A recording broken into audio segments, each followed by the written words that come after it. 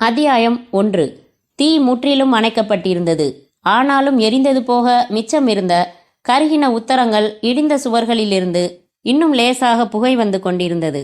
ஒரு போட்டோகிராஃபர் படம் எடுத்து கொண்டிருந்தான். வாழ்க்கையின் நிலையின்மை என்னும் தலைப்பில் புகைப்பட போட்டிக்கு அனுப்பப் போகிறானோ என்னவோ. சமூக சேவை சங்கம் ஒன்று ஒரு வேனில் கொண்டு வந்த பிரெட்டும் சாப்பாட்டு பொட்டலங்களும் கொடுத்து கொண்டிருந்தது. கண்ணாடி அணிந்த அரசு அதிகாரிகள் பெயர், விலாசம், நஷ்ட அளவு கேட்டு நாக்கில் தொட்டு புத்தகம் புரட்டி எழுதி கொண்டார்கள். பாதிக்கப்பட்ட ஜனங்கள் கும்பலாய் அமர்ந்து அழுது கொண்டிருந்தார்கள். மியூசிக்கல் ஹாரன் பொருத்தின வெளிநாட்டு கார் வந்து நின்றபோது பிரதேசத்தில் பரபரப்பு ஏற்பட்டது. ஐயா வரார், ஐயா வரார் என்று பேசிக்கொண்டார்கள்.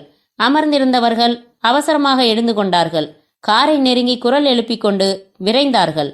கார் நின்றதும் முன் சீட்டில் அமர்ந்திருந்த ஐயாவின் குமாரன் தீபன் இறங்கி பின்கதவை பவ்யமாக திறந்து பிடித்ததும் சக்கரவர்த்தி இறங்கினார். வெள்ளை வேட்டி, வெள்ளை அரைக்கை சட்டை, தோளில் ஒரு சிறிய தேங்காய்பூ துண்டு, நெற்றியில் பட்டையாக விபூதி, நடுவே குங்குமம், கையில் தாமிரக்காப்பு, சட்டை பையில் ஏராள காகிதங்கள், பேனா. ஐயா இறங்கியதுமே, எங்க நிலைமைய பாருங்க மவராசா என்று பெரிய குரலில் அழுது ஒரு கூட்டம் அவர் கால்களில் விழுந்தது. எந்திரிங்க என்று அவர் வேட்டியை மடக்கி கட்டிக்கொண்டு எரிந்த குடிசைகளை பார்வையிட்டார் பரிவுடன். பாதிக்கப்பட்ட மக்களின் பிரதிநிதியாக 2-3 பேர் கூடவே நடந்து குடிசைகளை காட்டினார்கள். இவரை புகைப்படம் எடுக்க வந்தவனை வேணாம் தம்பி என்று தடுத்தார். எத்தனை குடிசை எரிஞ்சுது? 76ங்க. உயிர் சேதம் எதுவும் இல்லையே? இல்லைங்கய்யா, 3 பேருக்கு கடுமையான தீப்புண்ணுங்க. ஆஸ்பத்திரியில் சேர்த்திருக்காங்க. எல்லாம் தினக்கூலிக்கு போற ஜனங்க ஐயா. கவர்மெண்ட் அதிகாரிங்க வந்து பார்த்தாங்களா? 2-3 ஜீப்பில் வந்தாங்க. பேரெல்லாம் கேட்டு எழுதிக்கிட்டாங்க. குடிசைக்கு 200 ரூபாய் தரப்போறாங்களாம். கீத்து மாத்தவே காணாதுங்க ஐயா. ஐயா கைகளை கட்டிக்கொண்டு யோசித்தார். தீபன் என்றார். அப்பா என்றான். ஒரு குடிசைக்கு 500 ரூபாய் வீதம் கொடுக்க ஏற்பாடு செய்ய. சரிப்பா. ஐயா, நீங்க நல்லா இருக்கணும். உங்களை மாதிரி ஜனங்க தான் பதவிக்கு வரணும். நீங்க அரசியல்ல இறங்குங்க ஐயா. எலெக்ஷன்ல நில்லுங்க ஐயா. நாங்க ஜெயிக்க வைக்கிறோம். மனிதாபிமானம் காட்ட பதவி அவசியம் இல்லை. என்கிட்ட இருக்கு, கொடுக்கறேன். ஆர்ப்பாட்டம் வேணாம். தீபன் போலாமா? அவர் நின்ற இடத்திற்கு அருகில் கார் வந்து நின்றது. ஏறிக்கொண்டார். தீபனும் ஏறிக்கொண்டதும் கார் புறப்பட்டது. அடுத்து எங்க போகணும் தீபன்? நம்ம தெரு மாரியம்மன் கோயில்ல கும்பாபிஷேகம் உங்க தலைமையில. மாரியம்மன் கோவிலில் கூட்டம் வழிந்தது. ஸ்பீக்கர்களில் பக்தி பாடல்கள் கொட்டி கொண்டிருக்க இவரின் கார் வந்ததும் போலீஸ் பாதை அமைத்து கொடுக்க தர்மகர்த்தாவும் நிர்வாக அதிகாரியும் மாலை போட்டு வரவேற்றனர். சுவாமியை வணங்கிவிட்டு கோபுரம் அருகே அமைக்கப்பட்டிருந்த தற்காலிக மேடைக்கு வந்து ஐயா தொட்டு கொடுத்ததும் புனித நீர் கோபுரத்தின் கும்பத்தில் ஊற்றப்பட்டு பக்தர்கள் பரவசத்துடன் கன்னங்களில் போட்டுக்கொண்டார்கள். ஐயா கை கட்டி கண்மூடி நின்றிருந்தார். தர்மகர்த்தாவை அருகில் அழைத்தார். திருப்பணி செலவுகள் எஸ்டிமேட்டை விட கூட போயிட்டதா கேள்விப்பட்டேன். ஆமாங்க ஐயா, எப்படி சமாளிக்கிறதுன்னு தெரியல. எவ்வளவு துண்டு விழுவுது? 9000 சொச்சம். தீபன் என்றார். அப்பா என்றான் அருகில் வந்து. கை நீட்டினார். புரிந்து கொண்டு அவரின் கைப்பையை கொடுத்தான். அதிலிருந்து செக் புத்தகம் எடுத்து 10,000 ரூபாய் எழுதி கையெழுத்திட்டு தர்மகர்த்தாவிடம் கொடுத்தார்.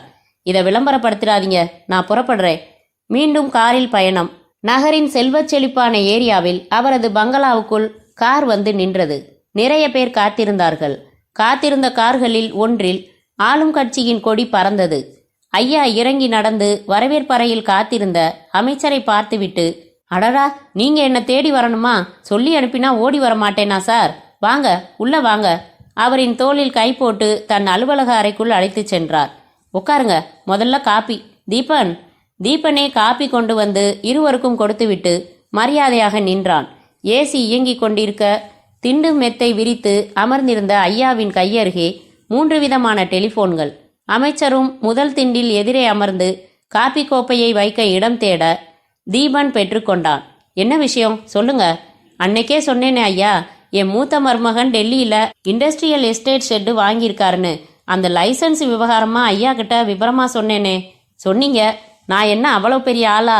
உங்களால முடியாதா? ஐயா அடக்கமா சொல்றீங்க.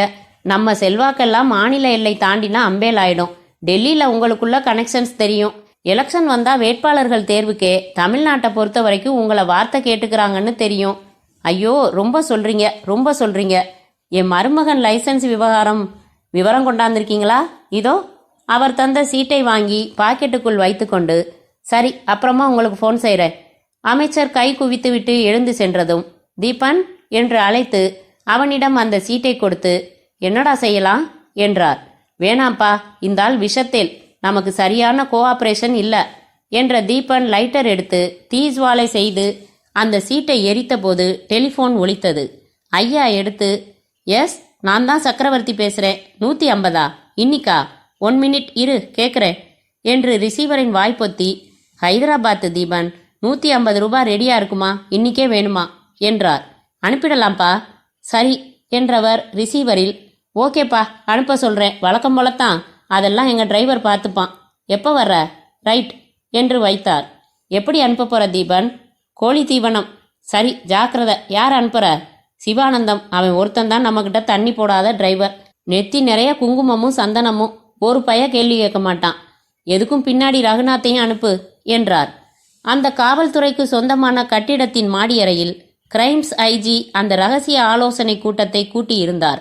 சிஐடி பிரிவில் நார்காட்டிக்ஸ் இன்டெலிஜென்ஸ் பீரோ என்னும் போதைப்பொருள்கள் தொடர்பான குற்றங்களுக்கான தனிப்பிரிவைச் சேர்ந்த டிஐஜி மற்றும் சூப்பரண்டன்ட்டுகள் மற்றும் பல இன்ஸ்பெக்டர்கள் கூடியிருந்தார்கள்.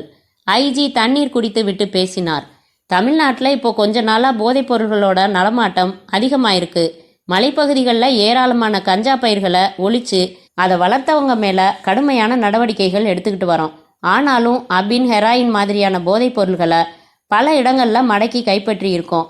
பல சந்தர்ப்பங்களில் இந்த கடத்தல் பொருள்களோட உரிமையாளர்களை தெரிஞ்சுக்க முடியாதபடி சாமர்த்தியமாக நடத்திடுறாங்க. பின்னணியில் ஒரு சில பெரிய குரூப்புகள் இயங்கலாம்னு நினைக்கிறோம். தமிழ்நாட்டை ஒரு ட்ரக் ஃப்ரீ ஜோனாக உருவாக்குறதுன்னு ஒவ்வொரு ஆஃபீஸரும் ஒரு சபதமே எடுத்துக்கணும். இன்னும் நம்மளோட நடவடிக்கைகளை எப்படி தீவிரப்படுத்தலாம்னு உங்கள் ஆலோசனைகளை சொல்லலாம். பல அதிகாரிகள் பல ஆலோசனைகளை சொன்னார்கள். எஸ்பி மருது தன் அருகில் அமர்ந்திருந்த இன்ஸ்பெக்டர் பாண்டியனை பார்த்தார். சும்மா கிளின்னு கிளிங்க சார் என்றார் பாண்டியன் இவரிடம் முணுமுணுத்தபடி. மருது அனுமதி பெற்று எழுந்து, சார், சில உண்மைகளை உடைச்சு பேசினா அது பல பேருக்கு சங்கடமா இருக்கும். போதைப் பொருள்கள் கடத்தல்ல தமிழ்நாட்டில் ஈடுபட்டிருக்கிறவங்க ஒளிவு மறைவா செய்யறதா எனக்கு படல. நம்ம போலீஸ் கூட்டத்திலேயே பல உயர் அதிகாரிகள் அவங்களுக்கு துணை போறாங்கன்னு நான் வன்மையா குற்றம் சாட்டுறேன். நோ மிஸ்டர் மருது, இப்படி ஆலோசனை கூட்டத்தில் பொதுப்படையா பொறுப்பில்லாம பேசக்கூடாது. தவறு செய்த அதிகாரி பத்தி விரிவா ஆதாரத்தோட என்கிட்ட புகார் கொடுத்தா நான் கண்டிப்பா நடவடிக்கை எடுப்பேன். வேற ஏதாவது சொல்லணுமா? நல்லவங்க மாதிரியும் பரோபகாரி பக்திமான் மாதிரியும் ஊரை நம்ப வைக்கிற சில பெரிய மனுஷங்க தான் இதில் தீவிரமாக ஈடுபட்டு இருக்காங்க சார். அரசியல் செல்வாக்கு அவங்களுக்கு பக்க பலமா இருக்கு. அதே போல சில அதிகாரிகளும் லஞ்சம் வாங்கிட்டு அவங்களுக்கு அனுசரணையா போறதால எந்த ஆதாரமும் இல்லாம சுலபமா தப்பிச்சிடுறாங்க. இன்ஃபேக்ட் மாட்டிக்காம இதை எப்படி செய்யலாம்னு கூட சட்ட நுணுக்கங்களையே சில அதிகாரிங்க அவங்களுக்கு சொல்லி தந்துகிட்டு இருக்காங்க. ஐஜி சற்றே முகம் சிவந்து, மிஸ்டர் மருது, இந்த கூட்டத்திலிருந்து உங்களை வெளியேற்ற சொல்ற மாதிரி என்னை தூண்டாதீங்க. Behave yourself. பொதுப்படையா குற்றம் சாட்டி பேசுறது அசிங்கம். இந்த கூட்டத்தில் கலந்துகிட்டு இருக்கிற அதிகாரிகள்ல யாராவது கடத்தல்காரங்களுக்கு கைக்கூலியா இருக்காங்கன்னு உங்களால சுட்டி காட்ட முடியுமா? நிரூபிக்க முடியுமா? டெல்மி. சுட்டி காட்ட முடியும் சார், ஆனால் நிரூபிக்க முடியாது. தென் ஷட் யுவர் மவுத். நீங்க ஒரு நேர்மையான அதிகாரி தானே? Certainly sir. உங்க கடமையை கரெக்டா செஞ்சு ஆதாரத்தோட எதிரிகளை பிடிச்சு கொண்டாங்க. உங்க உயர் அதிகாரி கிட்ட கூட போக வேணாம், நேரா என்கிட்ட வாங்க. சம்பந்தப்பட்டவன் எவ்வளவு பெரிய கொம்பனா இருந்தாலும் நான் சட்டப்படி நடவடிக்கை எடுக்கிறேன். தேங்க்யூ சார் என்று அமர்ந்தார் எஸ்பி மருது.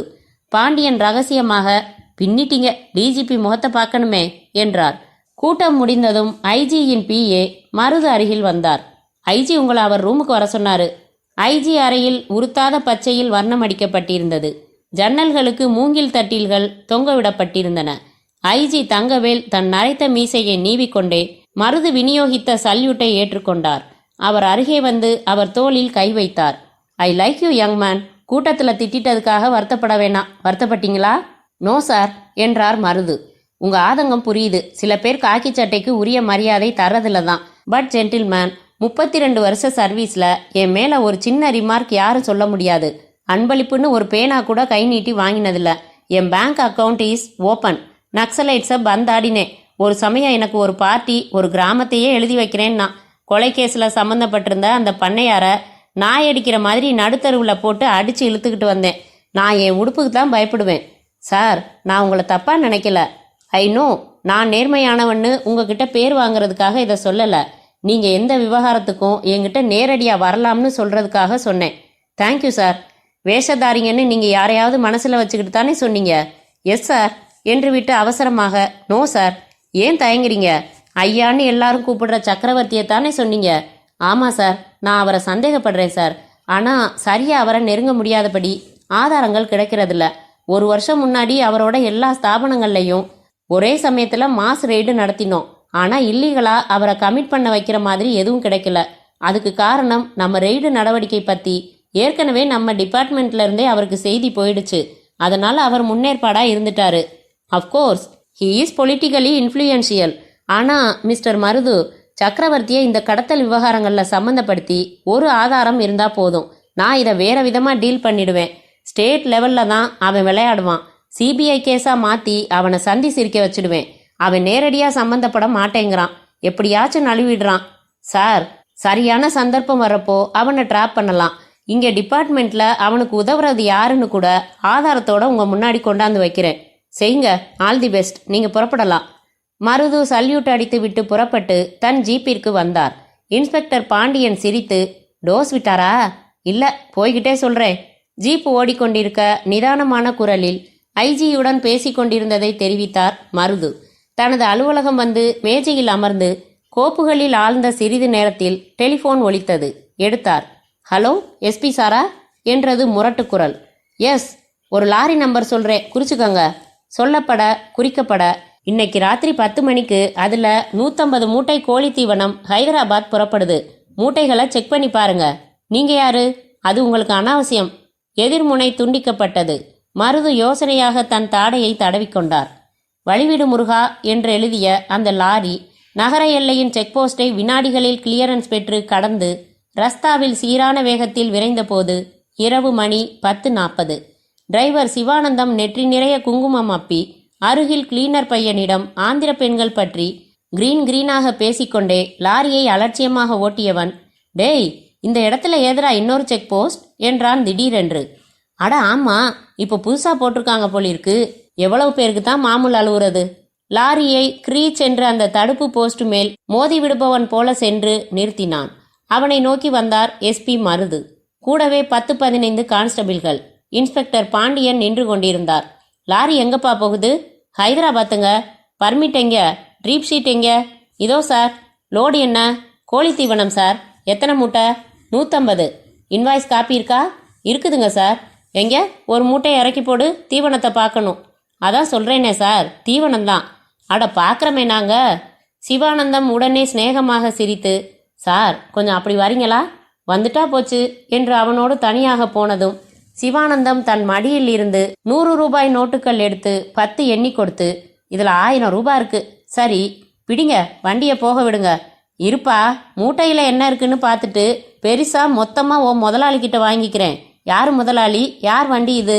அதற்கு அவன் பதில் சொல்லவில்லை. மருது கான்ஸ்டபிள்களை பார்த்து, ஒரு 4-5 மூட்டையை பிரிச்சு உள்ள சுத்தமா சோதனை செய்யுங்க என்றார். சிவானந்தம் கிளீனர் பையனை பார்த்து கண்ணடித்தான். உடனே 2 பேரும் மெதுவாக நடுவ துவங்கினார்கள். இறக்கி போடப்பட்ட மூட்டையை பிரிப்பதில் ஆராய்வதில் அத்தனை பேர் கவனமும் இருக்க 2 பேரும் அருகில் இருந்த இருட்டான தோப்பை குறிவைத்து தபதபவென்று ஓடத் துவங்கினார்கள். அவங்கள பிடிங்க என்று கத்தினார் மருது. 4-5 பேர் அவர்களை துரத்தி கொண்டு ஓடினார்கள். மூட்டைகளை பிரித்து பார்த்து டார்ச் அடித்து பார்த்து இன்ஸ்பெக்டர் பாண்டியன் சொன்னார், அத்தனையும் பதப்படுத்தப்பட்ட கஞ்சா சார். எல்லா மூட்டையிலையும் இருக்கு. வெளியில கோழிப்படம். உள்ள பெயருக்கு ஒரு பிடி அளவு கூட தீவனம் கிடையாது. லாரி ஆர்சி யார் பேர்ல இருக்கு பாத்தீங்களா? பார்த்துட்டேன். யாரோ கமால் பாட்சான்னு வேப்பேரி அட்ரஸ் இருக்கு. சரக்கை லாரியோட சீல் பண்ணிடலாம். லாரியின் பின்னாலேயே இடைவெளி விட்டு ஒரு வேனில் தீபன் அனுப்பிய ரகுநாத் என்பவன் வந்து கொண்டிருந்தான். இந்த இருவரும் தோப்பு பக்கம் ஓடுவதை கவனித்து விட்டதால் தன் வேனை தோப்பு பக்கமாக திருப்பி செலுத்தினான். சில நிமிடங்களில் சிவானந்தமும் கிளீனரும் வேனில் ஏறிக்கொள்ள வேன் விரைந்தது. அதன் போலி நம்பர் பிளேட்டை பார்த்து எண் குறித்து கொண்டு கான்ஸ்டபிள்கள் திரும்ப வந்து எஸ்பியிடம் விவரம் சொன்னார்கள். அத்தியாயம் 2. மேல்வர்க்கத்திற்கு மட்டும் உரிய அந்த உயரிய கிளப்பின் குளிர் அறையில் 4 பேர் சீட்டு விளையாடி கொண்டிருந்தார்கள். மேஜையில் விஸ்கி கிண்ணங்கள் இருந்தன. தட்டுக்களில் பல வண்ண கொறிப்பு பதார்த்தங்கள் இருந்தன.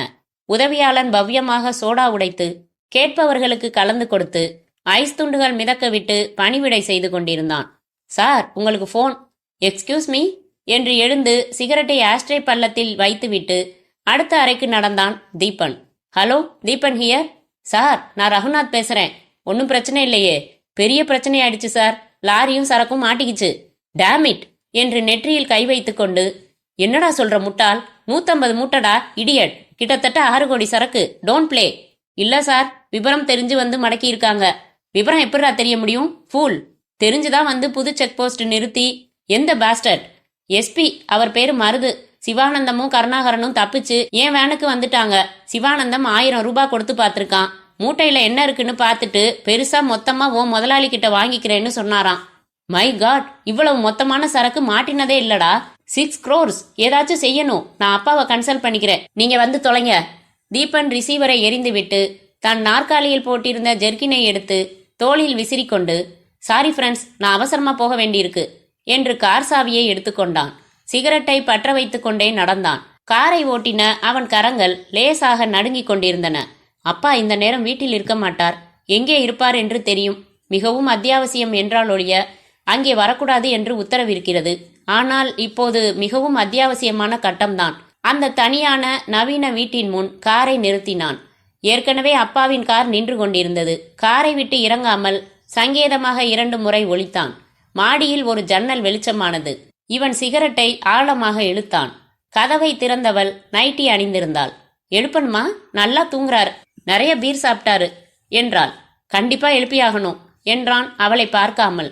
உள்ள வந்து உட்காருங்க, எழுப்பி பார்க்கறேன். 15 நிமிடங்கள் கழித்து உள்ளன் நைட் கவுனில் சிவந்த கண்களுடன் எரிச்சலுடன் இறங்கி வந்த சக்கரவர்த்தி தீபனை அணுகி, என்னடா இந்த நேரத்துல என்றார் கொட்டாவி மென்று. அப்பா, மொத்த சரக்கு மாட்டிக்கிச்சு. என்ன என்று சட்டென்று தன் நெஞ்சை பிடித்து கொண்டார். ஆமா டாடி, இப்பதான் நியூஸ் வந்துச்சு. எஸ்பி மருதுன்னு ஒருத்தர் மடக்கி இருக்காரு. இன்ஃபர்மேஷன் போயிருக்கு. மூட்டையை பிரிக்க சொல்லி பிடிச்சிருக்கான். இவங்க நம்ம வேன்ல தப்பிச்சு வந்துட்டாங்க. 150 மூட்டையா? 6 கோடி தீபன். ஆமாப்பா, இவ்வளோ பெரிய அளவுல மாட்டினதே இல்ல. எல்லாம் ஸ்மூத்தா போறதால ரிஸ்க் எடுத்தாச்சு. எப்படியோ லீக் ஆகியிருக்கு. நியூஸ் போகாம கச்சிதமா வந்து பிடிக்க முடியாது. தகவல் சொன்னது யாருன்னு கண்டுபிடிச்சு அவனை அது அப்புறம். இப்போ என்ன செய்ய போற? 6 கோடி விட்டுட்டு உக்காந்துருக்க முடியாது. எந்த லாரி? வழிவிடு முருகா, போலீஸ் ரெஜிஸ்ட்ரேஷன் தான். அதெல்லாம் பக்கா. நாம மாட்ட மாட்டோம். ஆனா சரக்கு எப்படி மீட்கிறது? வாங்குடா முட்டாள், அவனை வாங்கு என்ற சக்கரவர்த்திக்கு இப்போது தூக்கம் முற்றிலும் கலைந்து விட்டது. அத்தியாயம் 3. 7 மாடி அடுக்கு கட்டிடத்தில் 5வது மாடியில் லிப்டில் இருந்து வெளிப்பட்டார் மருது. தன் பிளாட்ஸை நோக்கி சரக் சரக் என்று ஷூ சத்தத்துடன் நிதானமாக நடந்தார். மணி பார்த்தார். 1:20. சில்வண்டுகள் விட்டு விட்டு ரீங்கரித்துக் கொண்டிருந்தன. எல்லா பிளாட்டுகளிலும் இருட்டுக்குள் உறங்கிக் கொண்டிருந்தார்கள். கீழே கூர்கா தன் குச்சியால் கேட் கம்பியில் இருந்து சத்தம் செய்வது தேய்ந்து கேட்டது. தன் போர்ஷன் வாசலில் நின்ற மருது பேண்ட் பாக்கெட்டுக்குள்ளிருந்து சாவி எடுத்து கதவின் துவாரத்தில் செலுத்தி திறக்க முயல பூட்டு ஏற்கனவே திறந்திருப்பது தெரிந்தது. பரபரப்பாக கைப்பிடியை அழுத்தி கதவை உள்ளே தள்ளியதும், வெல்கம் சார் என்று குரல் வந்தது. மருது சுவிட்சுகளை போட்டார். ஹால் சோஃபாவில் அமர்ந்து ஆப்பிள் கடித்து கொண்டிருந்தான் தீபன். நியாயமா நான் கெஸ்ட், நீங்க தான் என்ன வரவேற்கணும். பரவாயில்ல, உட்காருங்க எஸ்பி சார். யார் நீ என்றார் மருது. கப்பம் கட்ட வந்திருக்கவன். தீபன் ஒரு சிறிய கைப்பையின் ஜிப்பை திறந்து 2 500 ரூபாய் நோட்டுகளை எடுத்து டீப்பாய் மேல் வைத்தான். 50 + 50 1 லட்சம். முதல்ல எடுத்து அலமாரியில் வச்சிடுங்க சார், சொல்றேன். மருது அவனுக்கு எதிராக அமர்ந்து கைகளை கட்டிக்கொண்டு, முதல்ல சொல்லுங்க மிஸ்டர் தீபன், அப்பா சௌக்கியமா இருக்காரா என்றார். அவர் வரலையா? ஓ, தெரிஞ்சுக்கிட்டே தான் மோதுறீங்களா? மோதலா? குற்றம் தடுக்க வேண்டியது என் கடமை. கொஞ்சம் கொஞ்சமா செய்யக்கூடாதா? 150 மூட்டையோட மதிப்பு என்ன தெரியுமா? சொல்லுங்க எஸ்பி சார். இன்னைக்கு மார்க்கெட் மதிப்புக்கு 6 கோடி. வலையில மான் விழும்னு பார்த்தா சிங்கமே விழுந்துடுச்சு. என்ன சாப்பிட்றீங்க? உங்களை கேட்காமலேயே உங்க ஃப்ரிட்ஜில் இருந்து ஆப்பிள் எடுத்துக்கிட்டாச்சு. போலி உபசாரம் வேணாம். Let's get into business. நான் எதுக்காக வந்திருக்கேன்னு உங்களுக்கு தெரியும்? தெரியாது, நீங்க சொன்னாதான் தெரியும். நீங்க சீஸ் பண்ணி வச்சிருந்த லாரியையும் சரக்கையும் விடுவிக்கணும்.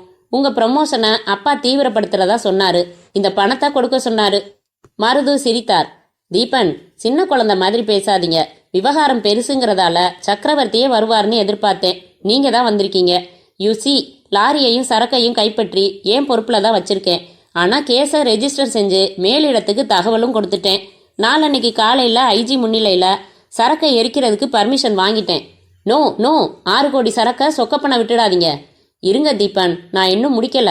அதனால இந்த நிலைமையில நான் லாரியையும் சரக்கையும் திருப்பி ஒப்படைக்கிறதுங்கிறது இம்பாசிபிள்.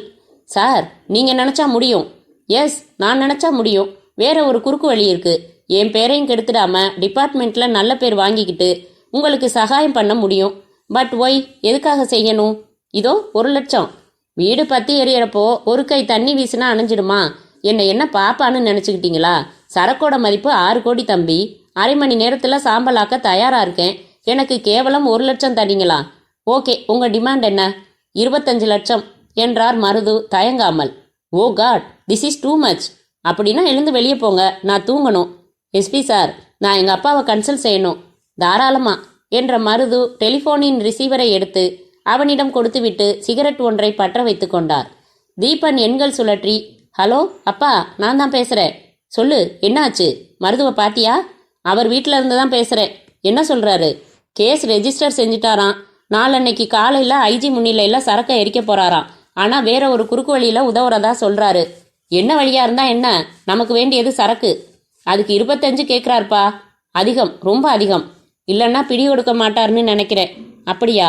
சரி தீபன், சம்மதிச்சிடலாம். பிளான் என்னன்னு கேட்டுக்கோ. சரிப்பா என்று வைத்தான் தீபன். சார், நீங்க கேட்ட 25 லட்சம் தந்துடலாம்னு அப்பா சொல்லிட்டாரு. திட்டம் என்ன? சரக்கு எங்க கைக்கு எப்போ, எப்படி வரும்? தீபன், முதல்ல டீலிங், அப்புறம் யோசனை. நாளை காலையில 10 மணிக்கு ஹோட்டல் ரோலக்ஸ் ரூம் நம்பர் 717ல நான் காத்திருக்கேன். பணத்தோட உங்க அப்பாவை வந்து என்னை மீட் பண்ண சொல்லுங்க. என் யோசனை என்னன்னு அவர்கிட்ட நேரடியா சொல்றேன். மேட்டர் பெருசு, அதனால இடையில சிறுசுகளோட டீலிங் வச்சுக்கிறதுல எனக்கு விருப்பம் இல்லை. ஓகே என்று எழுந்து கொண்டான் தீபன். அவன் வெளியேறி சென்றதும் கதவை சாத்தினார் மருது. தரையில் விரித்திருந்த கார்பெட் விரிப்பை லேசாக உயர்த்தி அந்த ரிமோட் கண்ட்ரோலை வெளியில் எடுத்து அதன் இபிசிசி பட்டனை தொட்டார். எழுந்து மரக்கப்போர்டுகளில் லேசாக திறந்திருந்த ஒன்றின் கதவை முற்றிலுமாக தள்ளி சோஃபாவை நோக்கி வைக்கப்பட்டிருந்த ஜேசிபி வீடியோ கார்டர் கேமராவை எடுத்து அதற்கொரு முத்தம் கொடுத்தார். மற்றொரு கபோர்டை திறந்தார். அந்த டேப் ரெக்கார்டரின் நாடா மௌனமாக சுழன்று கொண்டிருந்ததை நிறுத்தி ரிவர்ஸ் செய்து போட்டார். ஹலோ அப்பா, நான் தான் பேசுறேன். சொல்லு, என்னாச்சு? மருதுவை பாத்தியா? அவர் வீட்டில இருந்து தான் பேசுறேன். என்ன சொல்றாரு? நிறுத்தி அந்த கேசட்டை வெளியில் எடுத்துக்கொண்டார். டெலிபோனை அடைந்து அதன் அடிப்பகுதியில் வைக்கப்பட்டிருந்த மைக்ரோஃபோனை எடுத்துவிட்டு எண்கள் சுழற்றி, ஹலோ பாண்டியனா, நான் தான் மருது பேசுறேன். எதிர்பார்த்த மாதிரியே எல்லாம் நடந்துகிட்டு இருக்கு. பாதி கிணறு தாண்டியாச்சு என்று பேச ஆரம்பித்தார். அத்தியாயம் 4. டாக்டர் ராதாகிருஷ்ணன் சாலையில் ஹோட்டல் ரோலக்ஸ் 9 மாடிகளில் அரைக்கு அரை ஏர் கண்டிஷனர் துருத்தி கொண்டு பலவர்ண கொடிகளை காற்றில் படபடத்து கொண்டு நின்றது. ஃபேஷன் பரேட் போல பார்க்கிங் பகுதியில் கார்களின் பரேட். புல்வெளிகள் சமர்த்தாக கிராப்பு வெட்டி கொண்டு நீரூற்றுகளில் விரயமாக தண்ணீர் கொப்புளித்துக் கொண்டிருந்தது. கிரானைட் கற்கள் போர்த்தின போர்டிகோ அருகில் அலங்கார பிரதான வாசலின் கனமான கண்ணாடி கதவுகளை திறந்து பிடிக்க ஒரு மகாராஜா நின்று கொண்டிருந்தார். உறக்க பேசாத மனிதர்கள் அவசரமின்றி உலவிக் கொண்டிருந்தார்கள். மியூசிக்கல் ஹாரனுடன் சக்கரவர்த்தியின் கார் ஹோட்டலின் காம்பவுண்டில் நுழைந்த போது, அப்பா, எஸ்பி ஏமாத்திர மாட்டானே என்றான் தீபன். ச, அதை செய்ய போறது நாம தான். பாரு, நீ எதுவுமே பேசாத. பிஸ்டல் எடுத்து வந்தியா? கொண்டாந்திருக்கேன். இருவரும் இறங்கிக் கொண்டு உள்ளே நடந்தார்கள். சக்கரவர்த்தி தன் வேட்டியின் ஒரு முனையை தூக்கி பிடித்து கொண்டு விரைவு நடையில் நகர்ந்தார். லிப்டில் இசையும் மனமும் வருடியது. 7வது ஃப்ளோர் வந்து சிவப்பு கம்பளத்தில் நடந்தார்கள். 717 அறை வாசலில் நின்று அழைப்பு மணியை தொட்டதும் உள்ளே ஒலித்தது. கமின் என்று மருதுவின் குரல் வந்தது. இவர்கள் இருவரும் உள்ளே வந்ததும் கதவு தானாக சாத்தி கொண்டது. வெல்கம் சார் என்று கை நீட்டினார் சஃபாரி சூட்டில் இருந்த மருது. சக்கரவர்த்தி உறைந்த முகத்துடன் கை குலுக்கி அமர்ந்தார். தீபன் அருகில் சூட்கேஸுடன் நின்று கொண்டிருந்தான். வாட் வில் யூ ஹேவ் என்று இன்டர்காம் எடுத்து, விஸ்கி, ரம் என்றார் மருது. லைம் ஜூஸ் என்றார் சக்கரவர்த்தி. மருது 3 லைம் ஜூஸ் சொல்லி வைத்தார். கொண்டு வந்தீங்களா? சக்கரவர்த்தி ஜாடை காட்ட தீபன் டீபாய் மேல் சூட்கேஸை வைத்து திறந்து பணக்கட்டுகளை காட்டினான். 25 என்றான். மூடினான். பேரம் பேசுறேன்னு கோபம் இல்லையே என் மேல? அனாமதேயமா கிடைக்கிற 6 கோடி ரூபாய் சரக்க நான் எரிச்சா உங்களால எதுவும் செய்ய முடியாது. அதை திருப்பி தரது உங்களுக்கு லாபம்தான். அதனால நான் கேட்டது நியாயமான தொகைதான்னு நினைக்கிறேன். கேட்டாச்சு, கொண்டாந்தாச்சு. சரக்கை எப்படி ஒப்படைக்க போறீங்க? நாளை காலையில சரக்கை ஐஜி முன்னிலையில எரிக்கிறதுன்னு தீர்மானம் செஞ்சதுல எந்த மாற்றமும் இல்லை. அது நடந்தாகணும். எஸ்பி சார், இருங்க, ஏன் அவசரப்படுறீங்க? சரக்கு இப்போ ஒரு அரசாங்க குடோன்ல இருக்கு. சாவி என்கிட்ட தான் இருக்கு. இன்னைக்கு முழு ராத்திரி மிச்சம் இருக்கு. வேற 150 மூட்டையை மாத்திடலாம். அதுல ஒப்புக்கு மேலா கொஞ்சம் கஞ்சாவை தூவிடுங்க. மாத்தின மூட்டைகளை நான் எரிச்சிடுறேன். ஃபண்டாஸ்டிக் என்றான் தீபன். அழைப்பு மணி ஒலித்தது. அனுமதி பெற்று ரூம்பாய் வந்து லைம் ஜூஸ் வைத்து விட்டு போனான். மருது எடுத்து இருவரிடமும் கொடுத்து தானும் குடித்தார். ஸோ இனிமே டிபார்ட்மெண்ட்ல ஏதாச்சும் காரியமாகணும்னா என்ன பிடிக்கலாம் நீங்க. I am your friend to serve என்று மருது கை நீட்ட சக்கரவர்த்தி உற்சாகமாக குலுக்கிவிட்டு எழுந்தார். நீங்க இவ்வளவு தூரம் ஒத்துழைப்பீங்கன்னு நான் எதிர்பார்க்கவே இல்லை. நான் புறப்படுறேன். மாற்ற வேண்டிய மூட்டைகளை எப்போ எங்கே அனுப்பட்டும்?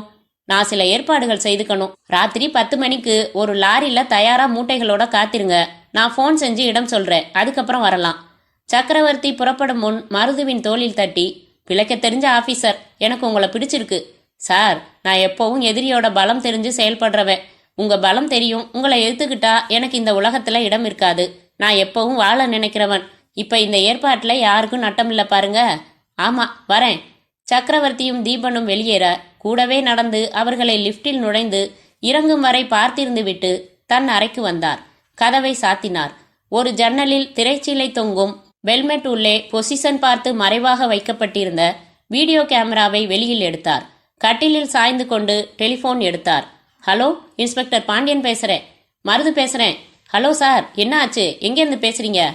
ஹோட்டல் ரோலக்ஸ்ல இருந்து. நம்ம பிளான் கிராண்ட் சக்சஸ். நான் சொன்னபடி சக்கரவர்த்தியே வந்துட்டாரு. அவரை கிளீனா வீடியோல ரெக்கார்ட் பண்ணிட்டேன். பேசினது உட்பட 25 லட்சம் பணமும் கொடுத்துட்டு போயிட்டான். இன்னைக்கு ராத்திரி மூட்டைகளை மாத்திடலாம்னு சொல்லியிருக்கேன். இப்ப இந்த பணத்தையும் ஆதாரங்களையும் எடுத்துக்கிட்டு நேரா ஐஜி கிட்ட போக போறீங்களா? நோ, தப்பு பண்றீங்க. சொன்னபடி மூட்டையை மாத்தி சரக்கை ஒப்படைக்க போறேன். அப்பதான் அவங்க நம்பிக்கைக்கு ஆளாக முடியும். இவங்களுக்கு சரக்கு எங்கேருந்து கிடைக்குது, இவங்க யார் யார்கிட்ட விற்கிறாங்கன்னு தெரியணும். இந்த நெட்வொர்க்கை அப்படியே வளைக்கணும். அது வரைக்கும் பொறுமையாக தான் செயல்படணும். கிரேட் சார், நீங்க. All the best. தேங்க்யூ என்று வைத்துவிட்டு மருது வீடியோ கேமராவையும் பணம் கொண்ட சூட்கேஸையும் பார்த்தார். அத்தியாயம் 5. இன்டர்காம் கிச் கிச் என்று ஒலிக்க தீபன் எடுத்து ஹலோ என்றான். சார், உங்களை பார்க்க ரகுநாத் வந்திருக்கார். உள்ள வர சொல்லு. சக்கரவர்த்தி தனது நாயை தடவி கொண்டிருக்க உள்ளே வந்தான் ரகுநாத். சார், ஹோட்டல் ரோலக்ஸ் 717 போனை கண்காணிக்க சொன்னீங்களே, ஒரு முக்கியமான செய்தி கிடைச்சது. ரெக்கார்ட் பண்ணேன். கேசட்டை கொடுத்தான் பவ்யமாக. நீ வெளியில இரு என்ற தீபன் ஒரு டேப் ரெக்கார்டரை கொண்டு வந்து தன் அப்பா முன்னால் வைத்து அந்த கேசட்டை போட்டு ஓடவிட்டான். ஹலோ, இன்ஸ்பெக்டர் பாண்டியன் பேசுறேன். மருது பேசுறேன். ஹலோ சார், என்னாச்சு? எங்கேருந்து பேசுறீங்க? அவர்கள் இருவரின் பேச்சும் அப்படியே ஒலிக்க சக்கரவர்த்தியின் கை இறுகியதில் நாய் வல் வல் என்று கத்தத் துவங்கியது. அதை ஒரு புத்தகம் போல தூக்கி எறிந்தார். பாஸ்டர்ட் என்றான் தீபன். அவனை இப்பவே என்று பிஸ்டலை உருவினான். இரு, முட்டாள்தனமா எதுவும் செய்யாத. அவன் புத்திசாலின்னா நீ அதிபுத்திசாலின்னு காமி. இப்போ அவன் சுயரூபம் நமக்கு தெரியும். நமக்கு தெரியுங்கிறது அவனுக்கு தெரியாது. படு சுத்தமா வீடியோ எடுத்திருக்கான். அவனை நம்ம இடத்துல சந்திச்சிருக்கணும். தப்பு பண்ணியாச்சு. ஆனா ரொம்ப ஜாக்கிரதையா இதுல இருந்து வெளியில வரணும் தீபன். சொல்லுங்கப்பா, என்ன செய்யலாம்? அவனை நம்புற மாதிரியே நடிக்கலாம். பேசிக்கிட்டபடி நம்ம சரக்க அவன் திருப்பி தரப்போறான். அதுக்கப்புறம் நம்மள உளவு பார்க்க போறான். முதல்ல சரக்கு கைக்கு வரட்டும். அதுக்கப்புறம் அந்த 25 லட்சம் பணம், அவன் ரெக்கார்டு செஞ்ச கேசட் எல்லாத்தையும் திரும்ப அடைஞ்சிடலாம். வழி இருக்கு. அவன் சொன்னபடி லாரியில போலி மூட்டைகளை தயார் செய். அவன் போன் செய்வான். அவன் சொல்றபடியெல்லாம் நடந்துக்க. எஸ்பிக்கு நாம யாருன்னு புரிய வைக்கலாம் என்றார் சக்கரவர்த்தி. அத்தியாயம் 6. இரவு 12 மணிக்கு அந்த குடோனில் 150 மூட்டைகள் எடுக்கப்பட்டன. வேறு 150 மூட்டைகள் வைக்கப்பட்டது. சரக்கு ஏற்றிய லாரி புறப்படும் முன்பாக தீபன் மருதுவின் கைப்பற்றி குலுக்கி, ரொம்ப தேங்க்ஸ் சார். வர சண்டே உங்களுக்கு அப்பா ஸ்பெஷலா ஒரு பார்ட்டி தரணும்னு சொன்னாரு. வருவீங்க தானே என்றான். கண்டிப்பா என்ற மருது சிரித்து தன் வீட்டிற்கு புறப்பட்டார். இரவெல்லாம் கனமான இருட்டை சுமந்த பூமிக்கு விடியலின் மென்மையான உறுத்தாத வெளிச்சம் ஒத்தடம் கொடுக்க ஆரம்பித்திருந்தது. கைகளை தேய்த்து கொண்டு எழுந்து போர்வையை விளக்கினார் மருது. படுக்கையில் நேரெதிரே மாட்டியிருந்த தன் மனைவியின் படத்தை பார்த்தார். தலைப்பிரசவத்தில் தவிக்க விட்டு போனவளே, உன்னோடு அந்த பிஞ்சு உயிரையும் அழைத்துச் சென்று என் வாழ்வுக்கு அர்த்தமே இல்லை என்று செய்து விட்டவளே, நானாக அர்த்தப்படுத்தி கொண்டேன். இந்த போலீஸ் துறையில் சமூக குற்றவாளிகளை கடைசி மூச்சு வரை வேரோடு களைவதே வாழ்க்கைக்கு அர்த்தமென நானே வகுத்து கொண்டேன். மருது பல் தேய்த்துவிட்டு வந்திருந்த பாக்கெட் பால் எடுத்து காப்பி போட்டுக்கொண்டே பேப்பரில் செய்திகள் மேய்ந்தார். குளித்துவிட்டு உடுத்தி கொண்ட போது டெலிஃபோன் அழைத்தது. Hello, SP Marudhu. சார், நான் யாருங்கிறது முக்கியமில்ல. உங்க உயிருக்கு ஆபத்து. What nonsense. உண்மையத்தான் சொல்றேன். நீங்க டபுள் கேம் விளையாடினது சக்கரவர்த்திக்கு தெரிஞ்சு போச்சு. நீங்க உடனே எங்கேயாவது தலைமறைவாயிடுங்க. ஏய், உன் குரல் எனக்கு புரியுது. அன்னைக்கு ஃபோன் செஞ்சு 6 கோடி ரூபாய் சரக்கு கோழி தீவனமா ஹைதராபாத் போற இன்ஃபர்மேஷனை நீ தானே சொன்ன? ஆமா. யார் நீ? உன் பேர் என்ன? அதெல்லாம் கேட்காதீங்க, நீங்க முதல்ல உங்க உயிரை காப்பாத்திக்கங்க. எதிர்முனை துண்டிக்கப்பட்டதும் மருது பரபரப்படைந்தார். சக்கரவர்த்திக்கு என் நடவடிக்கைகள் எப்படி தெரிந்தது? இந்த போன் தகவலை நம்புவதா? நேற்றிரவு சரக்கை பெற்றுக்கொண்டு ஒரு பார்ட்டிக்கு அழைப்பு விடுத்தானே தீபன், இப்போது என்ன செய்யட்டும்? ஒரு போலீஸ் அதிகாரியான நான் தலைமறைவாக போவதா? எதற்கும் 2 தினங்கள் மட்டும் தலைமறைவாக இருக்கலாம். இந்த போனை அலட்சியப்படுத்த வேண்டாம். மருது அவசரமாக தனது ரிவால்வரை எடுத்து பேண்டில் போட்டுக்கொண்டு கொஞ்சம் பணம் எடுத்துக்கொண்டு அவசரமாக தன் வீட்டை பூட்டிக் கொண்டு நடந்தார். அந்த பணத்தையும் ஆதாரங்களையும் நேற்றே வெகு சுத்தமாக நேர்த்தியாக பத்திரப்படுத்தியாயிற்று. அதை பற்றின தகவலை பாண்டியனுக்கு சொல்லிவிடலாமா? வேண்டாம், இப்போது வேண்டாம். முதலில் சென்னையை விட்டு வெளியேறி ஒரு பாதுகாப்பான ஊரில் தங்கிக் கொண்டு அதன் பிறகு பார்த்து கொள்ளலாம். அடடா, துணிகளை எடுத்துக்கொள்ளவில்லையே, பரவாயில்லை, ரெடிமேட் வாங்கி கொள்ளலாம். மருது லிப்டில் தன் அபார்ட்மெண்ட்ஸ் கட்டிடத்தின் கீழ்த்தளம் வந்து விரைவாக நடந்து ஒரு ஆட்டோவை பிடித்தார். Thiruvalluvar bus stand. 20 நிமிடத்தில் பஸ் ஸ்டாண்ட். இறங்கிக் கொண்டவர் பொது தொலைபேசியை பார்த்ததும் பாண்டியனிடம் சொல்லிவிடலாம் என்று யோசனை ஏற்பட்டு அணுகினார். டயல் செய்து காசு போட்டு, ஹலோ, இன்ஸ்பெக்டர் பாண்டியனா? எஸ் சார், நான் மருது பேசுறேன். நம்ம பிளான் சக்கரவர்த்திக்கு தெரிஞ்சிடுச்சு. அதனால நான் 2-3 நாள் தலைமறைவா இருக்கலாம்னு தீர்மானிச்சிருக்கேன். எங்க போக போறீங்க சார்? அது இன்னும் எனக்கே தெரியாது. போனதும் கான்டாக்ட் பண்றேன். நல்லது சார். அந்த பணமும் வீடியோ கேசட்டும் உங்க வீட்லயே வச்சுட்டு போறீங்க? அது பாதுகாப்பாகாதே? ஆமா, அதை நான் ரொம்ப ரகசியமா பத்திரப்படுத்தியிருக்கேன். அது எங்க இருக்குங்கிற விவரத்தை ஒரு டைரியில குறிச்சு, அந்த டைரிய ஜோ என்றவர் சற்றென்று பேச்சை நிறுத்தினார். காரணம், தூரத்தில் ஒரு ஆசாமி கூட்டத்தில் யாரையோ தேடிக்கொண்டிருந்தான். அவன் நேற்று லாரியோடு வந்தவன். சந்தேகமில்லாமல் சக்கரவர்த்தியின் ஆள். பாண்டியன், நான் உங்களுக்கு அப்புறமா போன் செய்கிறேன் என்று ரிசீவரை வைத்துவிட்டு டெலிபோன் பூத்தை விட்டு அவசரமாக வெளியேறினார் மருது. எதிரே புறப்பட்டு வந்த திருவள்ளுவர் பஸ் கும்பகோணம் என்று போட்டிருக்க சட்டென்று கைகாட்டி நிறுத்தி ஏறிக்கொண்டார். 26ல் போய் உட்காருங்க சார். வந்து உட்கார்ந்து ஜன்னல் வழியாக பார்க்க அந்த ஆசாமி இன்னும் தேடிக்கொண்டிருந்தான். பஸ் நகர பெருமூச்சு விட்டார். இவருக்கு அருகில் 25ல் வந்து அமர்ந்தவன் உடனே சிகரெட் பற்ற வைத்தான். எக்ஸ்கியூஸ் மீ சார் என்றான் இவரிடம். என்ன? தன் உள்ளங்கையை ரகசியமாக இவருக்கு மட்டும் காட்டினான். அதில் எஸ்பி சார், வம்பு பண்ணாம இறங்கலாம். மேலும் அவனது மற்றொரு கை அவரின் இடுப்பு பக்கம் சரிய துப்பாக்கியின் முனை அவர் விழாவை நெருடியது. கண்டக்டர், ஹோல்டான், பஸ் மாறி ஏறிட்டோம், நாங்க 2 பேரும் இறங்கணும் என்றான் அவன். கண்டக்டர் முணுமுணுத்து கொண்டே விசில் ஊதி மருதுவை முன்னால் நடத்தி அவருடன் ஒட்டியவாறு அவனும் இறங்கினான். இவர்கள் இருவரும் இறங்கியதுமே அருகில் ஒரு அம்பாசிடர் கார் வந்து நின்றது. ஏறுங்க சார். யார் நீங்க? எங்கே போகணும்? லாலிபாப் சப்ரா குழந்தை பாருங்க நீங்க. ஸ்லேட் எடுத்து அணில் ஆடுல இருந்து ஆரம்பிச்சு எல்லாம் சொல்லித்தரோம். ஏறுங்க. காரின் பின் சீட்டில் மருது ஏறிக்கொள்ள 2 புறங்களிலும் 2 தடியர்கள் அமர்ந்து கொள்ள கார் விரைந்தது. ஒருவன் அவரை தடவி சோதனை போட்டு ரிவால்வரை எடுத்துக்கொண்டான். உங்க வீட்டில இருந்து ஃபாலோ செய்கிறோம். எங்கே புறப்பட்டீங்க சார்? உங்ககிட்ட நான் பதில் சொல்ல வேண்டியதில்லை. கேட்குறவங்க கேட்குற முறைப்படி கேட்டா தானே பதில் சொல்லிட்டு போறீங்க. மீச ஒரிஜினலா என்று பிடித்து வலிக்கும்படி இழுத்தான் அவன். மருதுவிற்கு தன்னை பற்றிய கவலை லேசாக படர்ந்தது. கார் வேகம் கூடி போய்கொண்டே இருந்தது. மொத்தம் இவரை தவிர 5 பேர். துப்பாக்கியை பறித்துவிட்ட நிலையில் நான் நிராயுதபாணி. ஆகையால் இப்போது எந்த வகையிலும் ரிஸ்க் எடுக்கக்கூடாது. பார்க்கலாம் என்னதான் ஆகிறதென்று. என்னிடம் ஒரு துருப்புச்சீட்டு இருக்கிறது. அந்த ஆதாரங்கள், அவற்றை அவர்கள் கைப்பற்றும் வரை என்னை எதுவும் செய்ய மாட்டார்கள். அத்தியாயம் 7. அந்த விசாலமான குடோனில் இரும்பு தூண்களில் ஒன்றில் மருதுவை கட்டி போட்டிருந்தார்கள். காவலுக்கு அந்த தடியர்கள் நின்றார்கள். சற்று நேரத்தில் காரில் அங்கு வந்தார்கள் சக்கரவர்த்தியும் தீபனும். வாங்க எஸ்பி சார், சௌக்கியமா? நல்லா இருக்கு உங்க வரவேற்பு. உதவி செஞ்சவனுக்கு இதான் நீங்க காட்டுற மரியாதையா? யாரு? நீங்க தான் எங்களுக்கு உதவி செய்கிறவரா? தீபன், அதை போடு. சாரோட குரலை சாரே கேட்கட்டும். தீபன் டேப் ரெக்கார்டரில் கேசட்டை போட்டு ஓட விட்டதும் மருதுவும் பாண்டியனும் பேசிய டெலிபோன் பேச்சு ஒளிபரப்பானது. மருது எச்சில் விழுங்கினார். மடத்தனம் செய்தாயிற்று. என்ன சார், உங்க குரல் தானே இது? ஆமா. இப்போது பைக்கில் தடதடத்து வந்து இறங்கினான் ரகுநாத். என்னாச்சு என்றான் தீபன்.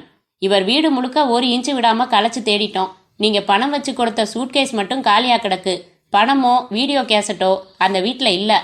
மருது வாய்விட்டு சிரித்தார். எந்த முட்டாள் தன் வீட்டிலேயே வைப்பான்? இப்போ என்னை அவுத்து விடுறது நல்லது. என்னை இவனுங்க மடக்கினப்போ நான் பப்ளிக் பூத்துல ஒரு ஃபோன் செஞ்சத இவனுங்க பார்த்தானுங்களா இல்லையான்னு கேளுங்க. சரியா 1 மணி நேரத்துல நான் என் ஆபீஸுக்கு திரும்பி போகலன்னா போலீஸ் படை இங்க வரும். அப்படி ஏற்பாடு செஞ்சிருக்கேன். அப்புறம் உங்க வசதி. சக்கரவர்த்தியின் நெற்றியில் சுருக்கங்கள் விழுந்தன. தீபனை திரும்பி பார்த்தார். இல்லப்பா, இவன் கதை விடுறான், நம்ப வேணாம். எப்படி சொல்ற? நம்ம ஆளுங்க இவனை தேடி வரதை தெரிஞ்சுக்கிட்டு அவசரமா தப்பி ஓட தீர்மானிச்சு திருவள்ளுவர் பஸ் ஸ்டாண்ட் வந்திருக்கான். அதுவும் இல்லாம கும்பகோணம் பஸ்ல ஏறி இருக்கான். அதாவது போன்ல பேசினதுக்கு அப்புறம். நம்மால் பஸ்ல ஏறலன்னா கும்பகோணம் போறது இவனோட திட்டம். கும்பகோணம் புறப்பட்டுட்டு 1 மணி நேரத்துல ஆபீஸுக்கு வர்றேன்னு எப்படி ஏற்பாடு செய்ய முடியும்? மருது அசடு வழிந்தார், மௌனமானார். சக்கரவர்த்தி அவரை நெருங்கினார். இதுவரைக்கும் என்கிட்ட யாரும் விளையாடினதில்ல, நீ திறமையா விளையாடிட்ட. சொல்லு, பணமும் கேசட்டும் எங்கே இருக்கு? சொல்ல மாட்டேன். சொல்ல மாட்டியா? தீபன் சொல்ல மாட்டானாமே. ரொம்ப துடிச்சியே, கொஞ்சம் விளையாடு சாரோட. தீபன் மருதுவை நெருங்கினான். தன் சிகரெட் லைட்டரை எடுத்து அதில் ஜுவாலை உண்டாக்கி, போலீஸ் உடம்பு மரத்து போன உடம்பாமே, சுட்டா சொரணையே இருக்காதான், எங்க பார்க்கலாம். No please no. தீபன் அந்த ஜுவாலையை அவரின் காதுக்கு கீழே பிடிக்க முகத்தை நகர்த்தி கொண்டார். தலைமுடியை கொத்தாக பிடித்து தூணோடு அடித்து வைத்து மீண்டும் காதுக்கு கீழே நெருப்பை பிடிக்க உஷ்ணம் பொறுக்காமல் கதறினார் மருது. சொல்றியா? எங்க இருக்கு கேசட்? சொல்ல மாட்டேன் என்றார் உறுதியாக. லைட்டரை அணைத்து பாக்கெட்டில் போட்டுக்கொண்டு 2 கன்னங்களிலும் தன் கை எரிய எரிய மாறி மாறி அரைந்தான். வயிற்றில் குத்தினான். 2 கால்களுக்கு நடுவில் தன் முழங்காலால் உதைத்தான். வலி தாங்காமல் மருது அலறினாரை ஒழிய சொல்லவில்லை. தீபன் போதும், இங்க வா என்றார் சக்கரவர்த்தி. என்னப்பா? உண்மை வரவழைக்கணும், அவ்வளவுதானே. இவனுக்கு பொண்டாட்டி பிள்ளை யார் இருக்காங்களோ அவங்கள கொண்டாட சொல்லு. சௌகரியமா இவனுக்கு 2 இல்லப்பா, தனிக்கட்ட. மருது, எதிரியோட பலம் தெரிஞ்சு நடக்கிறவன் வாழ நினைக்கிறவன்னு டயலாக் அடிச்சிங்களே, இப்ப எதுக்காக இப்படி வீம்பு பிடிச்சு அடி வாங்கி சாகணும்? எங்க கூடாரத்துக்குள்ள வந்தாச்சு, இங்க இருந்து உயிரோட போக முடியுங்கிற நம்பிக்கை இருக்கா? எத்தனை வகை சித்திரவதைகள் உண்டோ அத்தனையும் செய்ய தயாரா இருக்கும். உங்க உடம்பு தாங்குமான்னு தெரியல. இத பாருங்க, இப்போ கூட உங்களுக்கு ஒரு சந்தர்ப்பம் தரேன். 6 கோடி சரக்க ஒப்படைச்சதால அந்த 25 லட்சத்தை நீங்களே வச்சுக்கங்க. திரும்ப கேட்கல. நீங்க எடுத்த வீடியோ கேசட்டை மட்டும் திருப்பி கொடுத்துட்டா போதும். என்ன சொல்றீங்க? சோர்ந்து களைத்து போன மருது முடியாது என்பது போல தலையை அசைத்தார். தீபன் சட்டென்று தன் பிஸ்டலை எடுத்துக்கொண்டு, இவனுக்கு திமிர் அதிகம்பா, சுட்டு பொசுக்கிடலாம். பைத்தியக்காரத்தனமா பேசாத. அந்த கேசட் நமக்கு கிடைச்சாகணும். வா, வேற யோசிக்கலாம். டேய், இவனுக்கு சோறு தண்ணி எதுவும் கொடுக்க வேணாம், பத்திரமா பாத்துக்கங்க. வா தீபன். சக்கரவர்த்தியுடன் தீபனும் புறப்பட்டு சென்றான். அத்தியாயம் 8. மருது களைப்பின் மேலீட்டில் மயக்கமுற்று நின்ற நிலையிலேயே துவண்டார். முகம் ஒரு பக்கமாக சாய்ந்தது. அவருக்கு காவலாக இருந்த 3 தடியர்களும் பார்சல் பொட்டலங்களை பிரித்து சாப்பிட்டு ஊர்க்கதை பேசி சிகரெட் ஊதி சரிந்து அமர்ந்து பிறகு சாய்ந்து உறக்கத்தில் ஆழ்ந்தார்கள். குடோனில் ஷட்டர் இறக்கிவிடப்பட்டு பூட்டப்பட்டிருப்பதன் தைரியத்தில். நெடுநேரம் கழித்து அந்த ஆசாமி பதுங்கி பதுங்கி இருட்டுக்குள் நடந்து குடோனை சமீபித்தான். மெயின் ஷட்டர் தவிர மற்றொரு புறம் இருந்த சிறிய மரக்கதவின் பூட்டை திறந்தான். ஓசையின்றி கதவை மில்லிமீட்டராக திறந்தான். உள்ளே நுழைந்தான். மூவரும் உறங்கிக் கொண்டிருப்பதை பார்த்தான். தூணில் தோய்ந்து நிற்கும் மருதுவை பார்த்தான். பூனை பாதம் வைத்து அவரை நெருங்கினான். தன் பாக்கெட்டுக்குள்ளிருந்து கத்தி எடுத்து அதை ஓசையின்றி விரித்து மருதுவை கட்டியிருந்த கயிறுகளை அறுத்து கொண்டே ஒரு கையால் மருதுவின் வாயை பொத்தினான். மருது கண் விழித்தார். அவன் அவசரமாக குசுகுசுப்பாக பேசினான். சார், நான் தான் உங்களுக்கு போன்ல தப்பிச்சு போக சொல்லி எச்சரிக்கை செஞ்சவன். இங்க இருக்கேன். எங்க அப்பாவை தீபன் இரக்கமில்லாம கொலை செஞ்சுட்டான். அவனை நேரடியா எதிர்க்க முடியல. அதனால இப்படி அவனுக்கு எதிராக செயல்படுறேன். நீங்க சத்தம் போடாம மெதுவா வாங்க. இன்னொரு வாசல் இருக்கு, அது வழியா வெளியே போகலாம். இங்க இருந்து தப்பிச்சு போயிடுங்க முதல்ல. மருது அவனுக்கு நன்றி சொல்ல வாய் வராமல் கண்கள் கலங்க 2 கைகளையும் குவித்தார். 2 பேரும் மிக மிக மெதுவாக அந்த சிறிய வாசல் நோக்கி நடந்தார்கள். அவன் அந்த இருட்டுக்கும் இடத்திற்கும் பழகினவன் என்பதால் சற்று வேகமாக நடந்தான். மருது தன் கால்களால் அந்த அரை இருட்டில் துளாவி துளாவி சற்று நிதானமாகத்தான் நடக்க முடிந்தது. அந்த வாசலை நெருங்க 10 அடி இருக்கும்போது மருது காலில் ஏதோ இடற அப்படியே தடுமாறி சாய்ந்தவர் அருகே அடுக்கப்பட்டிருந்த மூட்டைகள் மேல் சரிந்து ஒரு மூட்டை நழுவி தொப்பென்று கீழே விழ அந்த ஓசையில் மூவரும் இழுத்து கொண்டு விட, ஓடுங்க சார், என்னை பத்தி கவலைப்படாதீங்க, இந்த வழியா போங்க என்றான் அவன். அந்த 3 பேரும் கைகளில் துப்பாக்கியுடன் தபதபவென்று ஓடி வர மருது வேகமாக அந்த சிறிய வாசல் வழியே வெளியே ஓடி வந்த நேரம் எதிரே வேகமாக வந்து நின்றது அந்த கார். 3 தடியர்களில் 2 பேர் தப்பிக்க உதவியவனை பிடித்து கொள்ள 3ஆம் அவன் மருதுவை துரத்தி கொண்டு ஓடி வர காரில் இருந்து இறங்கின தீபன் கை துப்பாக்கியால் வேகமாக ஓடும் மருதுவின் கால்களுக்கு குறிவைத்து சுட்டான். அதே நேரம் அந்த தடியனும் சுட 2 குண்டுகளும் மருதுவை துளைத்தன. ஒன்று அவரின் முழங்காலில், மற்றொன்று இடுப்பில். அப்படியே ரத்தம் பீறிட குப்புற விழுந்து துடிக்க ஆரம்பித்தார். நினைச்சேன் இப்படி ஏதாச்சும் நடக்கும்னு. இடியட்ஸ், என்னடா பண்றீங்க தப்ப விட்டுட்டு என்றான் தீபன். சார், கொஞ்சம் அசந்துட்டோம். நம்ம மகாலிங்கம் தான் அவரோட கட்டை எல்லாம் அறுத்து தப்ப விட்டது. அந்த மகாலிங்கம் நேர்பார்வையில் முறைத்து கொண்டு நின்றான். அடடே, சார் தான் நம்ம கோடாலிக்காம்பா. கவனிச்சிடலாம், சீக்கிரம் கவனிச்சிடலாம். முதல்ல மருதுவை தூக்குங்கடா, வைத்தியம் செய்யணும் உடனடியா. இவனை சாவகாசமா கவனிக்கலாம். மருது தன் துடிப்புகளை கொஞ்சம் கொஞ்சமாக இழந்து கொண்டே வந்து கடைசியில் மூச்சு பிரியும் முன்பாக தன் மனைவியின் அந்த பிஞ்சு குழந்தையின் முகங்கள் நினைவில் ஆட தளர்ந்து விழுந்தார் சவமாக. Sir, செத்துட்டார் sir. டாமிட் என்று கத்தினான் தீபன். உடனே உள்ளே போனுக்கு ஓடினான். தன் அப்பாவை அழைத்து நடந்ததை சுருக்கமாக சொன்னான். முட்டாள், உன்னை யார் சுட சொன்னது? தப்பிச்சு போறதை தவிர்க்கிறதுக்காக சுட்டேன். அது விபரீதமாயிடுச்சு. எல்லாத்தையும் குழப்பிட்ட. அதான் சூழ்நிலைய சொல்றேனேப்பா. கெடுத்தது நான் இல்ல, மகாலிங்கம். அவன் தான் போலீஸுக்கு அப்பப்ப தகவல் கொடுத்துருக்கான். அந்த படவாவை சமாதி பண்ணிடலாம். இப்ப மருதுவோட பிணத்தை என்ன செய்ய போற? நம்ம எல்லையிலேயே எரிச்சிடலாமா? வேணாம், நான் புறப்பட்டு வரேன், அவசரப்படாத. தீபன் போனை வைத்துவிட்டு அப்பாவுக்காக காத்திருந்தான். அத்தியாயம் 9. மறுநாள் மாலை தினசரிகளில் ஒன்றில் போலீஸ் எஸ்பி சுட்டுக்கொலை. சுட்ட மர்ம மனிதர்கள் யார்? போலீஸ் வலைவீச்சு. எஸ்பி மருது, வயது 49. இவர் ஒரு நேர்மையான அதிகாரி. இவர் நேற்றிரவு ஆள் நடமாட்டமில்லாத ஒரு சாலையில் இரத்த வெள்ளத்தில் கிடந்து கண்டெடுக்கப்பட்டு பிரேத பரிசோதனை செய்ததில் மருதுவின் உடம்பில் 2 துப்பாக்கி குண்டுகள் பாய்ந்திருப்பது தெரிந்தது. எஸ்பி மருதுவை ஒன்றுக்கும் மேற்பட்ட சில தீவிரவாதிகள் சுட்டிருக்கலாம் என்று போலீஸ் கருதுகிறது. மருது தன் மனைவியை இழந்தவர். தனியாக ஒரு அபார்ட்மெண்டில் வாழ்ந்து வந்தவர். அவர் இருந்த வீடு முற்றிலுமாக கலைக்கப்பட்டிருப்பதும் தெரிந்தது. எஸ்பி மருதுவை சுட்டுக் கொன்ற மர்ம நபர்களை விரைவில் கண்டுபிடித்துவிட முடியும் என்று சென்னை போலீஸ் கமிஷனர் நம்பிக்கை தெரிவித்தார். இந்த கொலை தொடர்பாக இதுவரை யாரும் கைது செய்யப்படவில்லை. அத்தியாயம் 10. பரத் விழித்ததும் உள்ளங்கைகளை பார்த்து கொண்டு பிறகு அலாரம் டைம்பீஸை பார்த்தான்.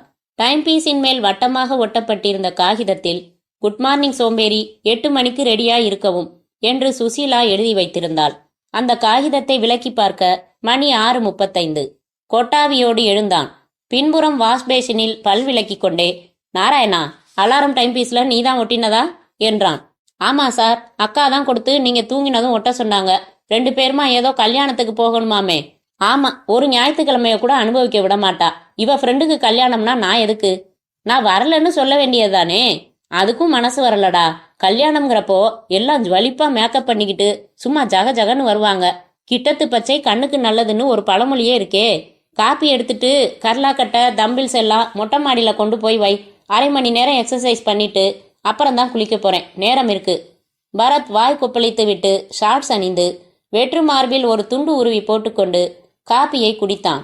மாடிக்கு வந்தபோது கீழே ஜமுக்காலம் விரித்து உடற்பயிற்சி உபகரணங்கள் எல்லாம் தயாராய் எடுத்து வைத்திருந்தான் நாராயணன். வானம் கலங்களாக விடிந்து கொண்டிருந்தது. பறவைகள் பேசி வைத்து கொள்ளாமலேயே ஒரே திசையில் வானத்தில் ரோடு இருப்பது போல வளைந்து வளைந்து பறந்தன. அருகில் எங்கோ கைப்பம்பு அடித்து கொண்டிருக்க கோவில் ஒன்று ஐயப்ப பக்தர்களுக்கான விசேஷ ஒளிபரப்பு நடத்தி கொண்டிருந்தது. பரத் முதலில் வார்ம்அப் செய்து கொள்வதற்காக அந்த மொட்டை மாடியை ஒரு சின்ன ரவுண்டு ஓடி வந்தவன் சட்டென்று நின்றான். அடுத்த மொட்டை மாடியில் இருந்து அந்த பெண் கைகளை கட்டிக்கொண்டு இவனையே பார்த்து கொண்டிருந்தாள். அலை அலையாய் கூந்தல் மிதக்க நைட்டியில் இருந்தாள். நெற்றியில் சந்தனம் மற்றும் அவளின் கம்பீர உடல் அமைப்பு அவளின் மாநிலத்தை அறிவித்தது. யார் இவள்? இத்தனை நாள் பார்த்ததில்லையே. பரத் தன்னை தாண்டி திரும்பி இந்த பக்கத்து மாடியில் யாராவது நிற்கிறார்களா என்று பார்த்து கொண்டான். யாரும் இல்லை. அட, என்னைத்தான் பார்க்கிறாள். பரத் அவசரமாக குனிந்து துண்டெடுத்து போர்த்தி கொண்டு அவளை நோக்கி சொடுக்கி ஹலோ என்றான். அவள் சிரித்துக்கொண்டே அருகில் வந்தாள். உங்க பேரு பரத் இல்ல என்றாள். அதே. நீங்கள் கேரளாவில் இருந்து வந்ததோ? என் பேர் எப்படி தெரியும்? ഞാൻ இந்த வீட்டில் குடி வந்து 1 வாரம் ஆயிட்டு. தினம் உங்களை நோக்கறேன். நீங்கள் இன்னைக்குத்தான் நோக்கறீங்க. என்டே குருவாயூரப்பா, அதை இங்கன ஞான் 1 வாரமா ஒரு அழகான தேவதை மாதிரியான பொண்ணை நோக்க மிஸ் செஞ்சேன். மலையாளம் கொஞ்சம் சுமாராத்தான் வரும். அவள் சிரித்து, எனக்கு தமிழ் நல்லா வரும், உங்களுக்கு நல்ல பாடி. என்னங்க நீங்க இப்படி டமார்னு சொல்லி என்ன கூச்சப்பட வைக்கிறீங்க? I repeat the same to you. போங்க சார் என்று வெட்கப்பட்டு நகம் கடித்தாள். உங்க வீட்டுல யார் யார் இருக்காங்க? என்னோட கண்ணு தெரியாத தாத்தா இருக்காரு. போலியோல கால் போய் வீல் சேர்லயே வாழ்க்கை நடத்துற 10 வயது தம்பி இருக்கான். இருங்க, மிச்சத்தை நான் சொல்றேன். ஒரு வாழா வெட்டி அக்கா, ஊதாரித்தனமான அண்ணன், காது கேட்காத தங்கச்சி. சாருக்கு எண்டே கஷ்டம் கேலி ஆயிட்டோ? சாரி, வழக்கமா இப்படி இருக்கும். எங்க வீட்டில் நான் சொன்ன 3 பேர் மட்டும்தான். திருவனந்தபுரத்துல இருந்து மெட்ராஸ் வந்து 1 வாரமாச்சு. நீங்க என்ன செய்றீங்க? மாடலிங் செஞ்சேன். திருவனந்தபுரத்துல ஒரு அட்வர்டைஸ்மெண்ட் ஏஜென்சி ஓனர் என்ன அவனோட கீப்பா இருக்க சொல்லி வற்புறுத்தினான். சேச்ச, என்ன கொடுமையான உலகம்டா இது. அவன் தொந்தரவு பொறுக்க முடியாம தான் இங்க வந்திருக்கோம். 1 வாரமா பல ஏஜென்சி ஏறி இறங்கிட்டேன். சிலர் கூப்பிடுறேன்னு சொல்லியிருக்காங்க. எனக்கு ஒரு வேலை கிடைச்சா அதுல இருந்துகிட்டே மாடலிங் செய்யலாம்னு ஐடியா. நல்ல ஐடியா. அதான் சார் ஒரு டிடெக்டிவ் ஏஜென்சி நடத்துறதா கேள்விப்பட்டேன். அங்க எனக்கு ஒரு ஜோலி கிட்டுமா? நான் டைப் அடிப்பேன், புக் கீப்பிங் தெரியும், ஷார்ட் ஹேண்ட் தெரியும். எல்லாம் தெரிஞ்சு என்ன பிரயோஜனம்? நீங்க அழகா இருந்து தொலைக்கிறீங்களே. ஏன் அழகா இருக்கக்கூடாதா? என் பார்ட்னருக்கு பிடிக்காது. அழகான பொண்ணை பிடிக்காதுன்னு சொல்ற ஆசாமியும் உண்டா? இது பெண் சாமி, சுசீலான்னு பேரு. எதுக்கும் நான் கேட்டு பார்க்கறேன். நான் வேணும்னா அசிங்கமா மேக்கப் போட்டுக்கிட்டு உங்க ஆபீஸ் வரட்டுமா? முகத்துக்கு அசிங்கமா மேக்கப் போட்டுடலாம் என்றவன் பொங்கும் இளமைய என்ன செய்வீங்க என்று முணுமுணுப்பாக கேட்டான். என்ன கேட்டீங்க? ஒண்ணுமில்ல என்றபோது தன் வீட்டு வாசலில் சுசீலா காரை கொண்டு வந்து நிறுத்தும் சத்தம் கேட்டு, உங்களை நான் அப்புறம் பார்க்கறேன் மிஸ். சரி என்று சிரித்தாள். இப்படி மிஸ்ன்னு இழுத்தா உங்க பேரை சொல்லணும்னு தெரியாதா? என்டே பேரா? பின்ன உங்க தாத்தா பேரா கேட்பேன். சீக்கிரம் சொல்லுங்க. பிரேமலதா. சீக்கிரம் இறங்கி வீட்டுக்கு போங்க, புயல் வருது. பரத் அவசரமாக கர்லாக்கட்டை எடுத்துக்கொள்ள அவள் சுற்றிலும் வானத்தை பார்த்து, புயலா? எங்கே வருது என்றாள். மாடிப்படிகளில் கொலுசு சத்தம் கேட்க, ஐயோ முதல்ல உங்க வீட்டுக்கு போங்க, அப்புறம் பேசிக்கலாம். காலையிலேயே ராமாயணம் ஆரம்பிச்சிடும். பரத், அதுதான் முடிஞ்சு போச்சே, இப்போ மகாபாரதம் தானே வருது. கர்மம்டா என்றவன் சடார் என்று அவளுக்கு முதுகு காட்டி நின்று கொண்டு, போங்க ப்ளீஸ் என்று சுறுசுறுப்பாக கட்டை சுழற்ற சுசீலா வந்துவிட அந்த பிரேமலதா தன் மாடிப்படிகளை நோக்கி சென்றவள் நின்று, பரத், நான் சொன்னது ஞாபகம் இருக்கட்டும் என்று விட்டு இறங்கி சென்றாள். இதான் எக்ஸசைஸ் செய்யற லட்சணமா? யாரவ? என்ன சொல்லிட்டு போறா? யார கேட்குற நீ என்று கட்டையை வைத்துவிட்டு அப்பாவித்தனமாக கேட்டான் பரத். பக்கத்து மொட்டை மாடியில பரத், நான் சொன்னது ஞாபகம் இருக்கட்டும்னு சொல்லிட்டு அவசரமா போறாளே, அவளை கேட்குறேன். இந்த மொட்டை மாடியிலையா? இப்பவா? பொண்ணா? என்கிட்ட பேசினாளா? கனவு கண்டியா நீ? நான் பாட்டுக்கு வேர்க்க விறுவிறுக்க கான்சென்ட்ரேஷனோட எக்ஸசைஸ் செஞ்சுக்கிட்டு இருக்கேன். Don't plus chilli idiot. வேர்வை எங்க? அதானே, அரை மணி நேரமா எக்ஸசைஸ் செய்கிறேன். இன்னைக்கு ஏன் வேர்க்கவே இல்லை? பரத், என் பொறுமையை சோதிக்காதீங்க. நான் பக்கத்து வீட்டுக்கு போய் அவளையே கேட்கட்டுமா? நீங்களே சொல்றீங்களா? நகர்ந்து விட்ட சுசீலாவை, ஏய் நில்லு சுசி, நானே சொல்லிடுறேன். உன்கிட்ட இப்படி மாட்டிக்கணும்னு என் ஜாதகத்தில் எழுதியிருக்கு. அவ பேர் பிரேமலதா, மலையாளினி. பார்க்க சகிக்கல மூஞ்சி. இந்த வீட்டுக்கு குடி வந்து 1 வாரமாச்சான். நம்ம ஆஃபீஸில் ஒரு வேலை வேணுமா என்றான் பரத். நீங்க என்ன சொன்னீங்க? சுசீலாவை கேட்டுக்கிட்டு சொல்றேன்னே. சொல்லிடுங்க, வேலை எதுவும் காலி இல்லைன்னு. ஏன் சுசி, இன்னொரு ஸ்டாஃப் சேர்க்கணும்னு நாம பேசிக்கிட்டோமே. ஆமா, ஆனா ஆம்பளை ஸ்டாஃப். சரி, டெம்பரவரி வேக்கன்சி வரப்போகுதே, அதுக்காவது போடலாமா? டெம்பரவரி வேக்கன்சியா? ஆமா, மாதவி உண்டாகியிருக்காளே. டேமிட், எனக்கு கூட இது தெரியாது. உங்களுக்கு எப்படி தெரியும்? அவ தான் சொன்னான் 18 நாள் தள்ளி போயிருக்குன்னு. நான் தான் டாக்டர் அகிலாண்டேஸ்வரி அட்ரஸ் கொடுத்து செக்அப் பண்ணிக்க சொன்னேன். யூரின் டெஸ்ட் பண்ணி பிரெக்னன்சி கன்ஃபார்ம் ஆயிடுச்சு. Bharat, this is too much. உங்களுக்கு என்ன இவ்வளவு அக்கறை? நம்ம ஸ்டாஃப் ஆச்சேன்னு ஒரு மனிதாபிமான அடிப்படையில். சே, ஐ ஹேட் யூ பரத். என்ன சுசி, இதுக்கெல்லாம் கோச்சுக்கிற? நாளைக்கே உனக்கும் 18 நாள் தள்ளி போச்சுன்னா இப்படித்தான் அட்ரஸ் சொல்றதோட நிறுத்திக்குவேனா? நானே கூட வரமாட்டேனா? மாதவியோட நான் கூட போகலையே. Stop your nonsense. அதானே, நாம தான் இன்னும் வரம்பே மீறலையே. இப்போ வரப்போறீங்களா இல்லையா? எங்க வரம்பு மீறதுக்கா? கல்யாணத்துக்கு. உங்க மனசு கந்தலா போச்சு. 10 நிமிஷத்துல ரெடி ஆகணும். நீங்க 11வது நிமிஷம் நீங்க கார்ல இல்லைன்னா உங்க ரூமை தலைகீழா புரட்டிடுவேன். Mind it. சுசீலா வெடுக்கென்று திரும்பி படிகள் இறங்க, சுசி ஒரு 5 நிமிஷம் அதிகமா கொடு என்று பின்னாலேயே அவசரமாக இறங்கினான் பரத். அத்தியாயம் 11. பரத் குளித்துவிட்டு வரும் வரை பார்க்க சுசீலா அந்த ஆங்கில படத்தின் கேசட்டை டெக்கில் போட்டு சோஃபாவில் சாய்ந்து கொண்டாள். விண்வெளியில் பறக்கும் களத்திற்குள் 2 இயந்திர மனிதர்கள் கடுமையான சண்டை போட்டுக் கொண்டிருந்த போது அந்த சின்ன பையன் வேகமாக வீட்டுக்குள் ஓடி வந்தான். கையில் ஒரு கவர் வைத்திருந்தான். இங்க பரத் சார் யாரு? குளிக்கிறாரு. என்ன விஷயம்? இந்த கவரை அவர்கிட்ட தான் கொடுக்க சொன்னாங்க. யாரு? இங்க கொண்டாத. அவர்கிட்ட கண்டிப்பா கொடுத்துடுவீங்க தானே? நிச்சயமா கொடுத்துடுறேன். கொடுத்தது யாரு? அவன் அதற்கு பதில் சொல்லாமல் கவரை அவள் கையில் கொடுத்துவிட்டு அழைக்க அழைக்க ஓடியே போனான். வீடியோவை நிறுத்திவிட்டு சுசீலா அந்த கவரை பார்த்தாள். வெள்ளை கவர் ஒட்டப்பட்டிருந்தது. மேலே டு பரத் என்று மட்டும் எழுதப்பட்டிருந்தது. அவசரமாக பிரித்தாள். உள்ளே அன்றைய தினத்தின் காலை காட்சிக்கான அண்ணா தியேட்டரின் 2 டிக்கெட்டுகள் இருந்தன. கூடவே ஒரு துண்டுச் சீட்டு. அதில் அவசியம் வரவும் அதிமுக்கியம் என்று மட்டும் எழுதப்பட்டிருந்தது. சுசீலா உடனே வேகமாக பாத்ரூமுக்கு நடந்தாள். பரத், வாங்க வெளியில, கமான். இரு சுசி, தோட்டிக்கிட்டு இருக்கேன். எனக்கு பதில் சொல்லிட்டு அப்புறம் தோட்டுங்க. Come out. அப்படியே வெளியே வர முடியாது சுசி. கதவை திறந்து இடுப்பில் துண்டோடு வெளிவந்து என்ன என்றான். யார் இந்த சிரிக்கி? சேர்ந்து சினிமா போற அளவுக்கு வந்தாச்சா? இதனாலதான் நான் கல்யாணத்துக்கு வரலன்னு சொன்னீங்களா? என்ன நீ விவரம் சொல்லாம விரட்டிக்கிட்டு இருக்க என்ற பரத் அந்த டிக்கெட்டுகளையும் சீட்டையும் வாங்கி பார்த்து, எனக்கு இதை அனுப்பியிருக்கிறது யாருன்னே தெரியாதே சுசி. எங்க அடிச்சு சத்தியம் செய்யட்டும்? அந்த பையனே கேட்கறது தானே. அதுக்குள்ள அவன் ஓடிட்டான். உன் மனசாட்சியை வேணும்னா தொட்டு சொல்றேன், இது யாருன்னு தெரியாது என்று கை நீட்ட விலகி நின்றாள். கல்யாணம் முடிஞ்சதும் நாம 2 பேரும் தியேட்டருக்கு போறோம். பாக்குறேன் யார் வர்றான்னு. உனக்கு தேகம் அட்டகாசமா இருந்து என்ன புண்ணியம்? கூடவே சந்தேகமும் இருக்குதே. பிரேமலதா காலையில தான் அறிமுகமே, அதனால அவ அனுப்பியிருக்க முடியாது. வினிபா உன்னை நினைச்சாலே பயப்படுறவ. போன்ல பேசுறதோட சரி. மை காட், எப்ப பேசினாவ?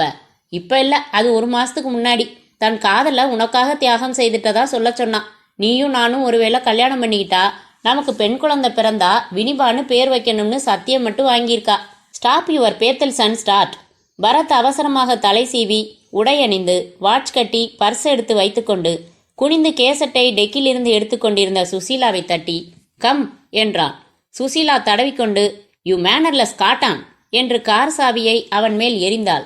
அவள் தோழியின் கல்யாணத்தை முடித்துக்கொண்டு புறப்பட்டு தியேட்டருக்கு வந்தபோது கேட்டாள். ரிசப்ஷன் டேபிள்ல ரோஜாப்பு கொடுத்துக்கிட்டு இருந்த பொண்ணு காதுல என்ன சொன்னீங்க? எதுக்காக அவ வெக்கப்பட்டு முகம் சிவந்தா? கவனிச்சிட்டியா? நான் என்ன பரவல்ல வந்திருக்க கைதியா? ஏன் என்னையே கவனிக்கிற? Tell me the answer. வேணாம், திட்டுவ. யூ மேனர்லெஸ் காட்டான்னு கத்துவ. தியேட்டர் வாசலில் இறங்கி கொண்டார்கள். என்ன செய்யலாம் சுசி? இங்கே நிக்கலாமா? உள்ள போய் உட்காரலாமா? உங்க சைட் உங்களுக்கு எப்படி இன்ஸ்ட்ரக்ஷன் கொடுத்துருக்கா? குருவாயூரப்பா, ஏன் இப்படி என்ன வதைக்கிற? பக்கத்து வீட்டில் கேரளா குட்டி வந்ததும் தெய்வமும் மாநிலம் மாறிடுச்சோ? நான் வாயையே திறக்கல. வா. தியேட்டருக்குள் வந்து தங்கள் சீட்டுகளில் அமர்ந்தார்கள். விளம்பர படத்தில் கருப்பு சிலை பெண் நகை நகையாய் அணிந்து காட்டி கடைசியில் கண்ணை திறந்தாள். பரத்திற்கு அடுத்து ஒரு நாற்காலி காலியாக இருந்தது. சுசீலாவுக்கு அருகில் ஒரு மார்வாடி பெண் அமர்ந்திருந்தாள். பரத் வரிசையில் அந்த காலி நாற்காலியை நோக்கி தத்தி தத்தி வந்தது. இருட்டில் ஆனா பெண்ணா என்பது புரியவில்லை. பக்கத்தில் வந்து அமர்ந்து பரத் பக்கம் திரும்பி வந்ததுக்கு தேங்க்ஸ், நான் பாண்டியன், இன்ஸ்பெக்டர் ஆஃப் போலீஸ் என்றதோடு தன் அடையாள அட்டையையும் நீட்டினார் அவர் முணுமுணுப்பாக. பரத் வாங்கி தன் பென்டார்ச் அடித்து பார்த்து திருப்பி கொடுத்தான். அவர் மேலும் சரிந்து அமர்ந்து பரத், என் பக்கம் திரும்ப வேணாம். கிசுகிசுப்பா நாம பேசலாம். படம் பார்க்கிற மாதிரி பாவனை பண்ணிக்கிட்டே பேசலாம். ஒரு முக்கியமான விஷயத்துல உங்க உதவி எனக்கு தேவைப்படுது. பரத் லேசாக சிரித்து, ஒரு போலீஸ் இன்ஸ்பெக்டர் என் உதவி கேட்கறது கொஞ்சம் ஆச்சரியமா தான் இருக்கு.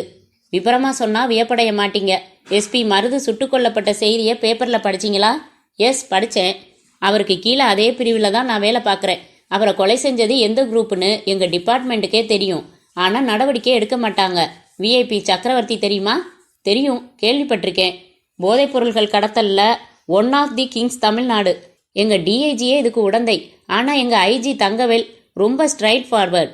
அதே மாதிரி தான் எஸ்பி மருதுவும். அவர் கடைசியா மடக்கின ஒரு லாரியில 6 கோடி ரூபாய் மதிப்புக்கு ட்ரைட் கஞ்சா. பாண்டியன் விழாவாரியாக மருதுவின் திட்டங்கள், தீபன் அவரை சந்தித்தது, பிறகு ஹோட்டல் ரோலக்ஸில் சக்கரவர்த்தியை சந்தித்தது, 25 லட்சம் பணம் பெற்றது, வீடியோவில் டேப் செய்தது எல்லாம் சொன்னார்.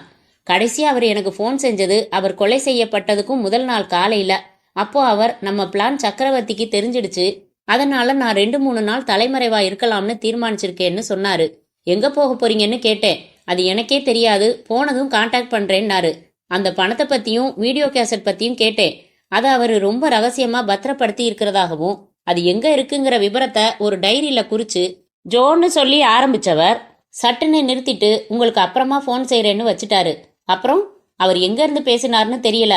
மறுபடி அவர் ஃபோன் செய்வார்னு நான் காத்திருந்தப்போ அவர் பிணமா கிடைச்சாரு. என்னால இந்த அதிர்ச்சியை தாங்கவே முடியல. ஒரு சின்சியர் ஆபீசர். டிபார்ட்மெண்ட்டுக்கு உண்மையில மிகப்பெரிய நஷ்டம். இந்த விவரங்களை எல்லாம் உங்க சீனியர் கிட்ட நீங்க சொல்லலையா? இல்ல, வேணும்னே தான் மறைச்சிட்டேன். எங்க எஸ்பி மருதுவோட பிளான் எனக்கும் அவருக்கும் மட்டும்தான் தெரியும். இப்போ நான் இதெல்லாம் சொன்னா டிஐஜி அந்த ஆதாரங்களை கைப்பற்றி சக்கரவர்த்தி கிட்ட ஒப்படைக்கத்தான் பார்ப்பாரு. மருதுவோட உழைப்புக்கு அர்த்தம் இல்லாம போயிடும். அந்த ஆடியோ கேசட், வீடியோ கேசட், 25 லட்சம் பணம், இது 3ஐயும் கைப்பற்றி எங்க ஐஜி கிட்ட ஒப்படைக்கணும். அவர் நிச்சயமா சக்கரவர்த்தி மேல நடவடிக்கை எடுப்பாரு.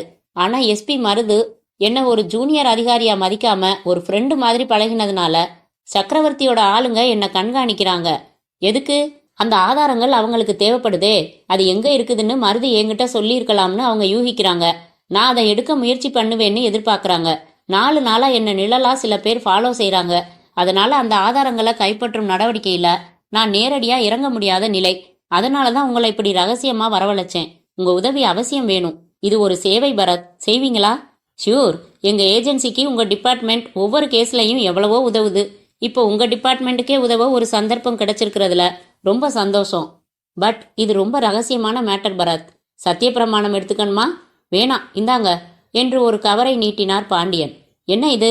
இதுல மருதுவோட பிளாக் அட்ரஸ், சாவி, அவரோட முக்கியமான ஃப்ரெண்ட்ஸ் அட்ரஸ், அவரோட பழக்க வழக்கங்கள் எல்லாம் எழுதியிருக்கேன்.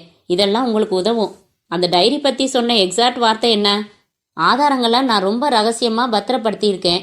அது எங்க இருக்குங்கிற விபரத்தை ஒரு டைரியில குறிச்சு அந்த டைரிய ஜோ ஜோ ஆமா ஜோ யாரோ ஒருத்தர் பேரை சொல்ல வந்து கட் ஆயிடுச்சு. ஜோசப், ஜோஷ்வா, ஜோதிராமன், இப்படி யாரோ. பட் எனக்கு தெரிஞ்சு ஜோன்னு ஆரம்பிக்கிற பேர்ல அவருக்கு ஃப்ரெண்ட்ஸ் கிடையாது. டீப்பா விசாரிக்கணும். கொலை நடந்தது என்னைக்கு? போஸ்ட்மார்ட்டம் ரிப்போர்ட் படி உயிர் பிரிஞ்சது 6ஆம் தேதி அதிகாலை 2 மணிக்கு. உங்ககிட்ட கடைசியா போன்ல பேசினது எப்போ? முதல் நாள், அதாவது 5ஆம் தேதி காலையில 8 மணிக்கு. ஹோட்டல் ரோலக்ஸ்ல சக்கரவர்த்தியை சந்திச்சு பணம் வாங்கி அதுக்கப்புறம் உங்களுக்கு ஃபோன் செஞ்சது எப்போ? 4ஆம் தேதி காலையில 10:30 மணிக்கு. ஸோ 4ஆம் தேதி 10:30 மணிக்கு அப்புறம் மறுநாள் காலையில 8 மணிக்குள்ள அதை அவர் பத்திரப்படுத்தி இருக்கணும். 4ஆம் தேதி முழுக்க அவர் என்ன செஞ்சார்னு பார்க்கணும். அன்னைக்கு ஆஃபீஸ் வந்தாரா? 4ஆம் தேதி சண்டே, அவருக்கு வீக்லி ஆஃப், வரல. ஓகே, நான் முயற்சி பண்றேன் சார். இந்த கவர்ல என் ஃபோன் நம்பர்ஸ் எழுதியிருக்கேன். ரொம்ப அவசியப்பட்டா மட்டும் என்னை கான்டாக்ட் செய்யுங்க. நடுவுல நானே உங்களை ரகசியமா கான்டாக்ட் செய்றேன். All the best.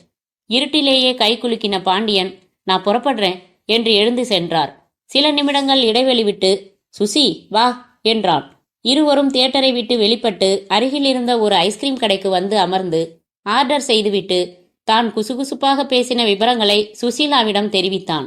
அந்த கவரில் இருந்த விவரங்களை படிக்க ஆரம்பித்தான். சக்கரவர்த்தி ஒரு கொடைவள்ளல்னு எல்லா பத்திரிகைகளும் எழுதுது. கஞ்சா வித்த லாபத்துல ஒரு பகுதியை தர்மம் செய்யறதா வெங்கடாஜலபதிக்கு வேண்டிக்கிட்டு இருப்பாரு. மேட்டர் ரொம்ப சீரியஸ் பரத். எங்கே ஆரம்பிக்க போறோம்? அவரோட பிளாட்ஸ்ல. அதைத்தான் எதிரிங்க சுத்தமா களைச்சு தேடிட்டதா சொன்னீங்களே. நமக்கு ஏதாவது மிச்சம் வச்சிருக்காங்களான்னு பாப்போம். நம்மளை யாராச்சும் ஃபாலோ பண்றாங்களான்னு நீ அப்பப்போ கவனிச்சுக்கோ. நமக்கு இது ஒரு பெரிய சவால். ஜோன்னு ஒரு எழுத்து தான் கைவசமுள்ள ஒரே க்ளூ. பார்க்கலாம் என்றான் பரத் நம்பிக்கையுடன். அதெல்லாம் சரி, கல்யாண வீட்டுல அந்த பொண்ணு காதுல என்ன சொன்னீங்க? விடவே மாட்டியா? சொல்லிடுறேன். கருப்பு ஜாக்கெட் போடுறப்போ வெள்ளை பிரா போடக்கூடாதுன்னு சொன்னேன். உங்களை உங்களை என்று கொஞ்சம் ஐஸ்கிரீம் அள்ளி அவன் சட்டை பாக்கெட்டுக்குள் போட்டாள் அவள். அத்தியாயம் 12. மருது குடியிருந்த அந்த அபார்ட்மெண்ட் கதவை சாவி போட்டு திறந்து பரத்தும் சுசீலாவும் உள்ளே வந்தனர். சக்கரவர்த்தியின் ஆட்கள் வந்து களைத்து போட்ட நிலையிலேயே இருந்தது வீடு. மேஜையின் டிராயர்கள் தனித்தனியாக வெளியே இழுக்கப்பட்டு கவிழ்ந்து கிடந்தன. அலமாரிகள், கப்போர்டுகள் திறந்து கிடந்தன. புத்தகங்கள், காகிதங்கள் அறையெங்கும் ஹாலெங்கும் தாறுமாறாக இறைந்து கிடந்தன. டெலிவிஷன் உடைக்கப்பட்டிருந்தது. வீடியோ கேசட்டின் கவர்கள் மட்டும் 1-2 கிடந்தது. மருதுவின் புகைப்படம் உடைக்கப்பட்டிருந்தது. துவம்சம் பண்ணியிருக்கானுங்க என்றான் பரத். போலீஸ் இங்க வந்து ரேகைகள் எடுத்துட்டாங்களா பரத்? எடுத்திருப்பாங்க. பரத் கீழே குழந்தை போல தவழ்ந்து புரண்டு கிடந்த சில புத்தகங்களை நோக்கி அடுக்கி தலைப்புகள் பார்த்தான். ஆங்கில புத்தகங்களே அதிகம் இருந்தன. தன்னம்பிக்கையையும் சுயமரியாதையையும் வளர்க்கும் புத்தகங்கள். சுசீலா மேஜையின் டிராயர்களை புரட்டி ஆராய்ந்தாள். பரத் அருகில் படுக்கையறையில் நுழைந்து அங்கு ஆராய்ந்தான். கோட் ஸ்டாண்டில் 4-5 பேண்ட்டுகளும் சட்டைகளும் ஹேங்கர்களில் மாட்டப்பட்டிருக்க ஒவ்வொரு பேண்ட் சட்டையின் பாக்கெட்டுகளிலும் கையை நுழைத்து ஆராய்ந்தான். சில்லறைகள் தட்டுப்பட்டன. ஒரு பேண்ட் பாக்கெட்டில் ஒரு காகிதம் தட்டுப்பட அதை எடுத்தான். அது ஒரு கடையின் பில். தேதி பார்த்த பரத் உற்சாகமாக விசில் அடித்தான். சுசி, இங்க வாயே. 4ஆம் தேதி மருது இந்த பேண்ட் தான் போட்டிருந்திருக்கார் போலிருக்கு. இந்த பில்ல பாரு என்றான். நாவல்டி சென்டர் என்ற கடையின் பில் அது. கடை அண்ணா சாலையில் இருந்தது. 2 ஃபேன்சி ஐட்டம் என்று குறிப்பிடப்பட்டு 45x2 = ரூபாய் 90 என்று விலை போடப்பட்டிருந்தது. கேஷ் ரிசீவ்டு வித் தேங்க்ஸ் என்று ரப்பர் ஸ்டாம்ப் குத்தப்பட்டிருந்தது. ஃபேன்சி ஐட்டம்னா என்ன பரத்? தெரியலையே. 2 வாங்கியிருக்காரு. எதுக்கு? வா, இந்த கடையிலேயே விசாரிக்கலாம். உனக்கு எதுவும் கிடைச்சதா? மருது நம்ம டேஸ்டுக்கு புக்கு படிக்க மாட்டார் போலிருக்கு. நம்ம நீ ஏன் எண்ணெய் சேர்த்துக்கிற சுசி? இருவரும் அப்பார்ட்மெண்ட்டை பூட்டிக் கொண்டு புறப்பட்டார்கள். அண்ணா சாலையில் நாவல்டி சென்டர் சற்று பெரிய கடையாக 2 மாடிகளை வியாபித்து கொண்டிருந்ததால் சுலபமாக கண்டுபிடிக்க முடிந்தது. காரை பார்க்கிங் பகுதியில் நிறுத்திவிட்டு நடந்து அடைந்தார்கள். கடையில் எல்லா கவுண்டர்களிலும் பெண்கள் விற்பனையாளர்களாக இயங்கிக் கொண்டிருந்தார்கள். கடையில் சகலமும் கிடைக்கும் என்பது தெரிந்தது. மேனேஜர் போல கல்லா அருகில் கொண்டை போட்டு அமர்ந்திருந்தவளை பரத் அணுகி, எக்ஸ்கியூஸ் மீ, சண்டே கடை உண்டா உங்களுக்கு என்றான். அவள் இவனை ஏற இறங்க பார்த்து, இன்னைக்கு சண்டே தான், திறந்து தானே இருக்கு, எங்களுக்கு வெள்ளி தான் ஹாலிடே, உங்களுக்கு என்ன வேணும் சார்? இந்த பில்லை பாருங்க. சரி, போன வாரம் சண்டே வந்து வாங்கினது, நம்ம ஃப்ரெண்டு வந்து வாங்கினாரு, என்கிட்ட விபரம் சொல்லாம இதே ஐட்டம் இன்னும் 2 வாங்கிடுங்கன்னு பில்லை மட்டும் கொடுத்துட்டு வெளியூர் போயிட்டாரு. பில்லில் வெறுமனே ஃபேன்சி ஐட்டம்னு மட்டும்தான் போட்டிருக்கு, இது என்ன ஐட்டம்னு தெரியணுமே. வெயிட் என்று அவள் அந்த பில்லில் இடப்பட்டிருந்த கையெழுத்தை பார்த்து, ராதிகா இங்கே வாமா என்றாள். அழைக்கப்பட்ட ராதிகா தன் இரட்டை ஜடை ஊஞ்சலாட வந்து, என்ன மேடம் என்றாள். இந்த பில் நீதானே போட்ட? ஆமா, என் கையெழுத்து தான். இதுல 90 ரூபாய்க்கு என்ன 2 ஐட்டம் வாங்கினாங்கன்னு தெரியணுமா? அவள் யோசித்து, போலீஸ் கட்டிங் அடிச்சுக்கிட்டு மிடுக்கா ஒருத்தர் வந்தாரு. Yes, I remember ma'am. 2 fancy flower vase வாங்கினாரு. தனித்தனியா கிஃப்ட் பார்சலா கட்ட சொன்னாரு. அதே ஃப்ளவர் வாஷ் இன்னும் 2 வேணுமா, கொடுமா. வாங்க சார். பரத் அவளை தொடர்ந்து, கிஃப்ட் பார்சல்ல எதுவும் எழுதினாரா, நீங்க கவனிச்சிங்களா என்று கேட்டான். நோ சார் என்றாள் அவள். நான் கவனிக்கல. அவர் இதை எத்தனை மணிக்கு வாங்கிட்டு போனார்னு நினைவு இருக்கா? ஈவினிங் 5 மணி இருக்கும். மருது வாங்கியதை போன்ற பிளாஸ்டிக் பூச்சாடி ஒன்றை மட்டும் பில் போட்டு வாங்கி கொண்டார்கள். புறப்பட்டார்கள். தங்கள் காருக்கு வந்து அமர்ந்து புறப்படாமல் சற்று நேரம் சிந்தித்தார்கள். என்ன சுசி, மருது எதுக்காக 2 பூச்சாடி வாங்கி தனித்தனியா பேக் செஞ்சுக்கிட்டாரு? போன சண்டே முகூர்த்த நாள் கூட இல்லையே. மறுநாள் காலையில கடத்தப்பட்டுட்டாரு. அவர் வீட்லயும் இந்த பார்சல்கள் இல்ல. அதனால ஈவினிங் வாங்கினவர் ராத்திரிக்குள்ள அந்த பார்சல்களை கொடுக்க வேண்டியவங்களுக்கு கொடுத்துட்டாருன்னு நினைக்கிறேன். ஒரு வெட்டிங் ரிசப்ஷனா இருக்கலாமா? மாப்பிள்ளைக்கும் பொண்ணுக்கும் தனித்தனியா இதை பிரசன்ட் செஞ்சிருக்கலாமோ? பரத், இந்த விஷயத்துக்கு எதுக்காக இவ்வளவு முக்கியத்துவம் நாம கொடுக்கணும்? அந்த ஒரு நாள் அவரோட நடவடிக்கைகள் ஒவ்வொன்றுக்கும் முக்கியத்துவம் கொடுத்தாகணும் சுசி. நமக்கு தேவை மருதுவோட டைரி பரத். அதை அவர் ஜோன்னு ஆரம்பிக்கிற பேர் உள்ள நபர்கிட்ட கொடுத்துருக்காருன்னு தெரியுது. அந்த நபரை கண்டுபிடிச்சாகணும். ஆனா பொண்ணான்னு கூட தெரியலையே. பரத், இன்ஸ்பெக்டர் பாண்டியன் மருதுவோட ஃப்ரெண்ட்ஸ்ன்னு 3 பேர் அட்ரஸ் கொடுத்துருக்காரே, அவங்க பேரெல்லாம் என்ன? பார்த்துட்டேன், ஜோல ஆரம்பிக்கல என்று அந்த காகிதத்தை பாக்கெட்டில் இருந்து எடுத்து பிரித்து அந்த பெயர்களை பார்த்தான். வரதராஜன், மாணிக்கவாசகம், வெள்ளைச்சாமி. அவங்க 3 பேரையும் பார்க்கலாம். அன்றைய தினம் அவர் அவங்கள யாரையாவது சந்திச்சிருக்கலாம். விசாரிப்போம். அவங்களுக்கு ஜோன்னு ஆசாமியை பத்தி தெரிஞ்சிருக்கலாம். ரைட் என்று காரை ஸ்டார்ட் செய்தான் பரத். வரதராஜன் ஒரு பில்டிங் கான்ட்ராக்டர். வீட்டில் இல்லை. ஒரு ஷாப்பிங் காம்ப்ளெக்ஸ் அடையாறில் கட்டி வருவதாகவும் அங்கே பில்டிங் சைட்டில் இருப்பார் என்றும் வீட்டில் தகவல் சொல்ல அங்கே வந்தார்கள். தற்காலிகமாக அமைக்கப்பட்டிருந்த அலுவலக அறையில் வரதராஜனை சந்தித்து உரையாடிய சாராம்சம். ஓய்வு கிடைக்கும் போது மருது டென்னிஸ் விளையாடுவார், வரதராஜனும் டென்னிஸ் ஆடுவார். அப்படி ஏற்பட்ட நட்புதான். அதிகமாக சந்தித்துக் கொள்வது டென்னிஸ் கிளப்புகளில். போனில் பேசும்போதும் நேரிலும் உலக டென்னிஸ் வீரர்களை பற்றி தான் பேசுவார்கள். தன் டிபார்ட்மெண்ட் செய்திகள் பற்றி மூச்சு விடமாட்டார் மருது. ஜோ என்று பெயர் துவங்கும் ஆசாமி இவருக்கு யாரும் அறிமுகமில்லை. போன சண்டே மருது சந்திக்கவில்லை. அடுத்து மாணிக்கவாசகம், டாக்டர். அவர் தன் கிளினிக்கில் பிஸியாக இருந்தவர். பேச ஆரம்பிக்கும் முன்பாகவே, 5 நிமிஷத்துல முடிச்சுக்கங்க, நான் ஒரு ஆபரேஷனுக்கு புறப்பட்டு இருக்கேன் என்றார். டாக்டர், உங்க ஃப்ரெண்டு எஸ்பி மருது கொலை பத்தி தெரியுமில்லையா? தெரியுமாவா? துடிச்சு போயிட்டேன். Nice gentleman. மண்டே இறந்த அவர் அதுக்கு முதல் நாள் சண்டே உங்களை சந்திச்சாரா? நோ, நான் அவரை பார்த்து 15 நாளைக்கு மேலே இருக்கும். அவர் ஜோன்னு பேர் ஆரம்பிக்கிற யாரை பத்தியாவது உங்ககிட்ட பேசியிருக்காரா? ஜோ என்று டாக்டர் தன் நெற்றியை தட்டி கொண்டு யோசித்து, if my memory is right, அந்த பொண்ணு பேரு ஜோதின்னு தான் நினைக்கிறேன். பரத் பிரகாசமாகி, எந்த பொண்ணு டாக்டர்? 1 மாசம் முன்னாடி, தேதி நினைவில்ல, மருது ஒரு யங் கேர்ளை அழைச்சிக்கிட்டு என் கிளினிக்கு வந்தாரு. தனக்கு வேண்டிய பொண்ணுன்னு சொன்னாரு. அவளுக்கு அடிக்கடி தலைவலி வரதா சொல்லி ட்ரீட்மெண்ட் தர சொன்னாரு. நான் அந்த பொண்ணை டெஸ்ட் பண்ணி பார்த்துட்டு நீரோ ஸ்பெஷலிஸ்ட் சிவகுருவுக்கு ரெஃபர் பண்ணி லெட்டர் கொடுத்தேன். அந்த ஜோதி மெட்ராஸ் தானா டாக்டர்? அப்படித்தான் நினைக்கிறேன். தனக்கு உறவுக்கார பொண்ணுன்னு சொன்னாரா? இல்ல, வேண்டிய பொண்ணுன்னு தான் சொன்னாரு. What is she doctor? கல்யாணம் ஆனவளா, ஆகாதவளா, வேலை பார்க்கறவளா, எங்க? அவளை நாங்க உடனடியா சந்திச்சாகணும். இருங்க, இவ்வளவு கேள்விகள் கேட்டா எப்படி? நான் அந்த பொண்ணை பத்தி விரிவா கேட்டுக்கல. ஆனா அவ கல்யாணம் ஆகாத பொண்ணுதான். என்ன டாக்டர் இது? கொஞ்சம் யோசிங்க ப்ளீஸ். அந்த பொண்ணு என் கிளினிக்ல 10 நிமிஷம் கூட இல்ல சார். அதுக்கப்புறம் என்ன ஆச்சுன்னு நானும் மருதுவை கேட்கல. நீரோ ஸ்பெஷலிஸ்ட் சிவகுருவை பாருங்களேன். He may help you. நிச்சயமா மருது என் ரெஃபரன்ஸ் லெட்டரோட சிவகுரு கிட்ட அந்த பொண்ணை அழைச்சிக்கிட்டு போய் காட்டியிருக்கணும் என்றார் டாக்டர். டாக்டர் சிவகுருவின் விலாசம் பெற்றுக்கொண்டு அங்கே விரைந்த போது அவரின் ஆரஞ்சு கலர் லிப்ஸ்டிக் பூசின கையில்லாத ரவிக்கு அணிந்த செக்ரட்டரி அழகாய் சிரித்து, "He is gone to States and will be back by the end of this month" என்றாள். "ஓ காட், ஸ்டேட்ஸ் போயிருக்காரா? மேடம், உங்களால உதவ முடியுமா? ஜோதின்னு அவரோட பேஷண்ட். டாக்டர் மாணிக்க வாசகத்தோட ரெஃபரன்ஸ் லெட்டரோட எஸ்பி மருது அழைச்சிக்கிட்டு வந்த பேஷண்ட் போன மாசம். அந்த ஜோதியோட அட்ரஸ் வேணுமே." "தரலாமே, வெரி சிம்பிள். இங்க வர்ற ஒவ்வொரு பேஷண்ட்டுக்கும் அட்ரஸ் எழுதி ஒரு ஹிஸ்டரி கார்டு போட்டு வச்சிருவோமே." "போன மாசமா? பேர் என்ன சொன்னீங்க?" "ஜோதி." "வெயிட்." அவள் எழுந்து பச்சை கலர் இரும்பு பீரோவை திறந்து கட்டுக்கட்டாய் இருந்த கார்டுகளில் தேடி ஒரு அட்டையை உருவி கொண்டு வந்தாள். "மிஸ் எல் ஜோதி இதானே?" என்று கொடுத்தாள்.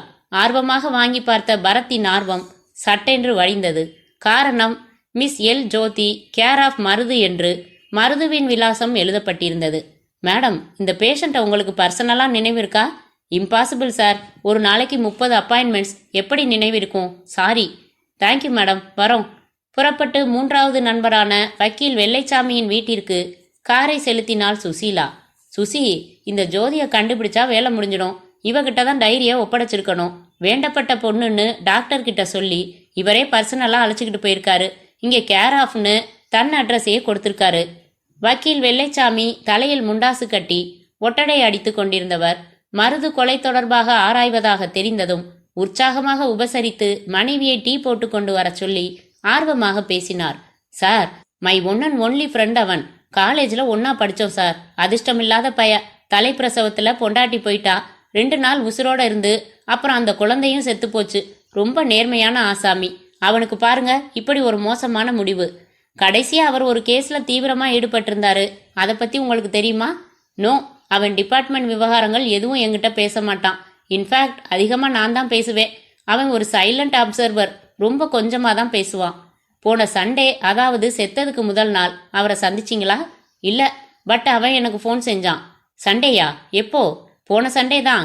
ஈவினிங் 5:30 மணிக்கு ஃபோன் செஞ்சான். எங்க வீட்டில் டேபிள் டென்னிஸ் கோர்ட் இருக்கு. சண்டேஸ் ஈவினிங் வருவான். ராத்திரி வரைக்கும் விளையாடுவோம். இந்த வாரம் வரலன்னு சொல்றதுக்காக ஃபோன் செஞ்சான். உட்லண்ட்ஸ் ஹோட்டல்ல இருந்து பேசுறதா சொன்னான்." "நல்லா யோசிச்சு சொல்லுங்க சார். ரோலக்ஸ் ஹோட்டலா, உட்லண்ட்ஸ் ஹோட்டலா?" "உட்லண்ட்ஸ்ன்னு தான் சொன்னான். அங்கே ஏதோ ஒரு வெட்டிங் ரிசப்ஷன்ல கலந்துக்க வந்ததாகவும் அதனால வர முடியலன்னு சொன்னான்." "யாரோட வெட்டிங் ரிசப்ஷன் சார் அது?" "நான் அதை கேட்டுக்கல. அதை முடிச்சுட்டு வாயேன்னு சொன்னேன். அங்கே முடிச்சுட்டு இன்னொரு பர்த்டே ஃபங்க்ஷன் ஒன்றுக்கும் போக வேண்டியிருக்குன்னு சொன்னான். அதான் கடைசியா அவங்கிட்ட நான் பேசினது." "சார், உங்களுக்கு மிஸ் எல் ஜோதிய தெரியுமா?" "ஜோதியா?" என்று நெற்றியை சுருக்கினார் வக்கீல். "ஆமா, மருதுவுக்கு வேண்டப்பட்ட பொண்ணு. அவளுக்கு கூட அடிக்கடி தலைவலி வருதுன்னு நீரோ ஸ்பெஷலிஸ்ட் சிவகுரு கிட்ட அழைச்சிட்டு போயிருக்காரு. பார்த்ததில்ல? சொன்னதில்ல?" "இல்லையே" என்று தாடையை சொரிந்தார். "நல்லா யோசிங்க சார். அந்த ஜோதியை இந்த கேஸ் சம்பந்தமா நாங்க அவசியம் சந்திக்க வேண்டியிருக்கு." "ஜோதி கேள்விப்பட்ட பேரா இல்லையே சார். அப்படி யாரை பத்தியும் அவன் என்கிட்ட சொன்னதில்லையே." பரத்தும் சுசீலாவும் வெள்ளைச்சாமியை கேட்க வேண்டியதெல்லாம் கேட்டுவிட்டு புறப்பட்டு வீட்டிற்கு வந்தார்கள். மணி 2:30.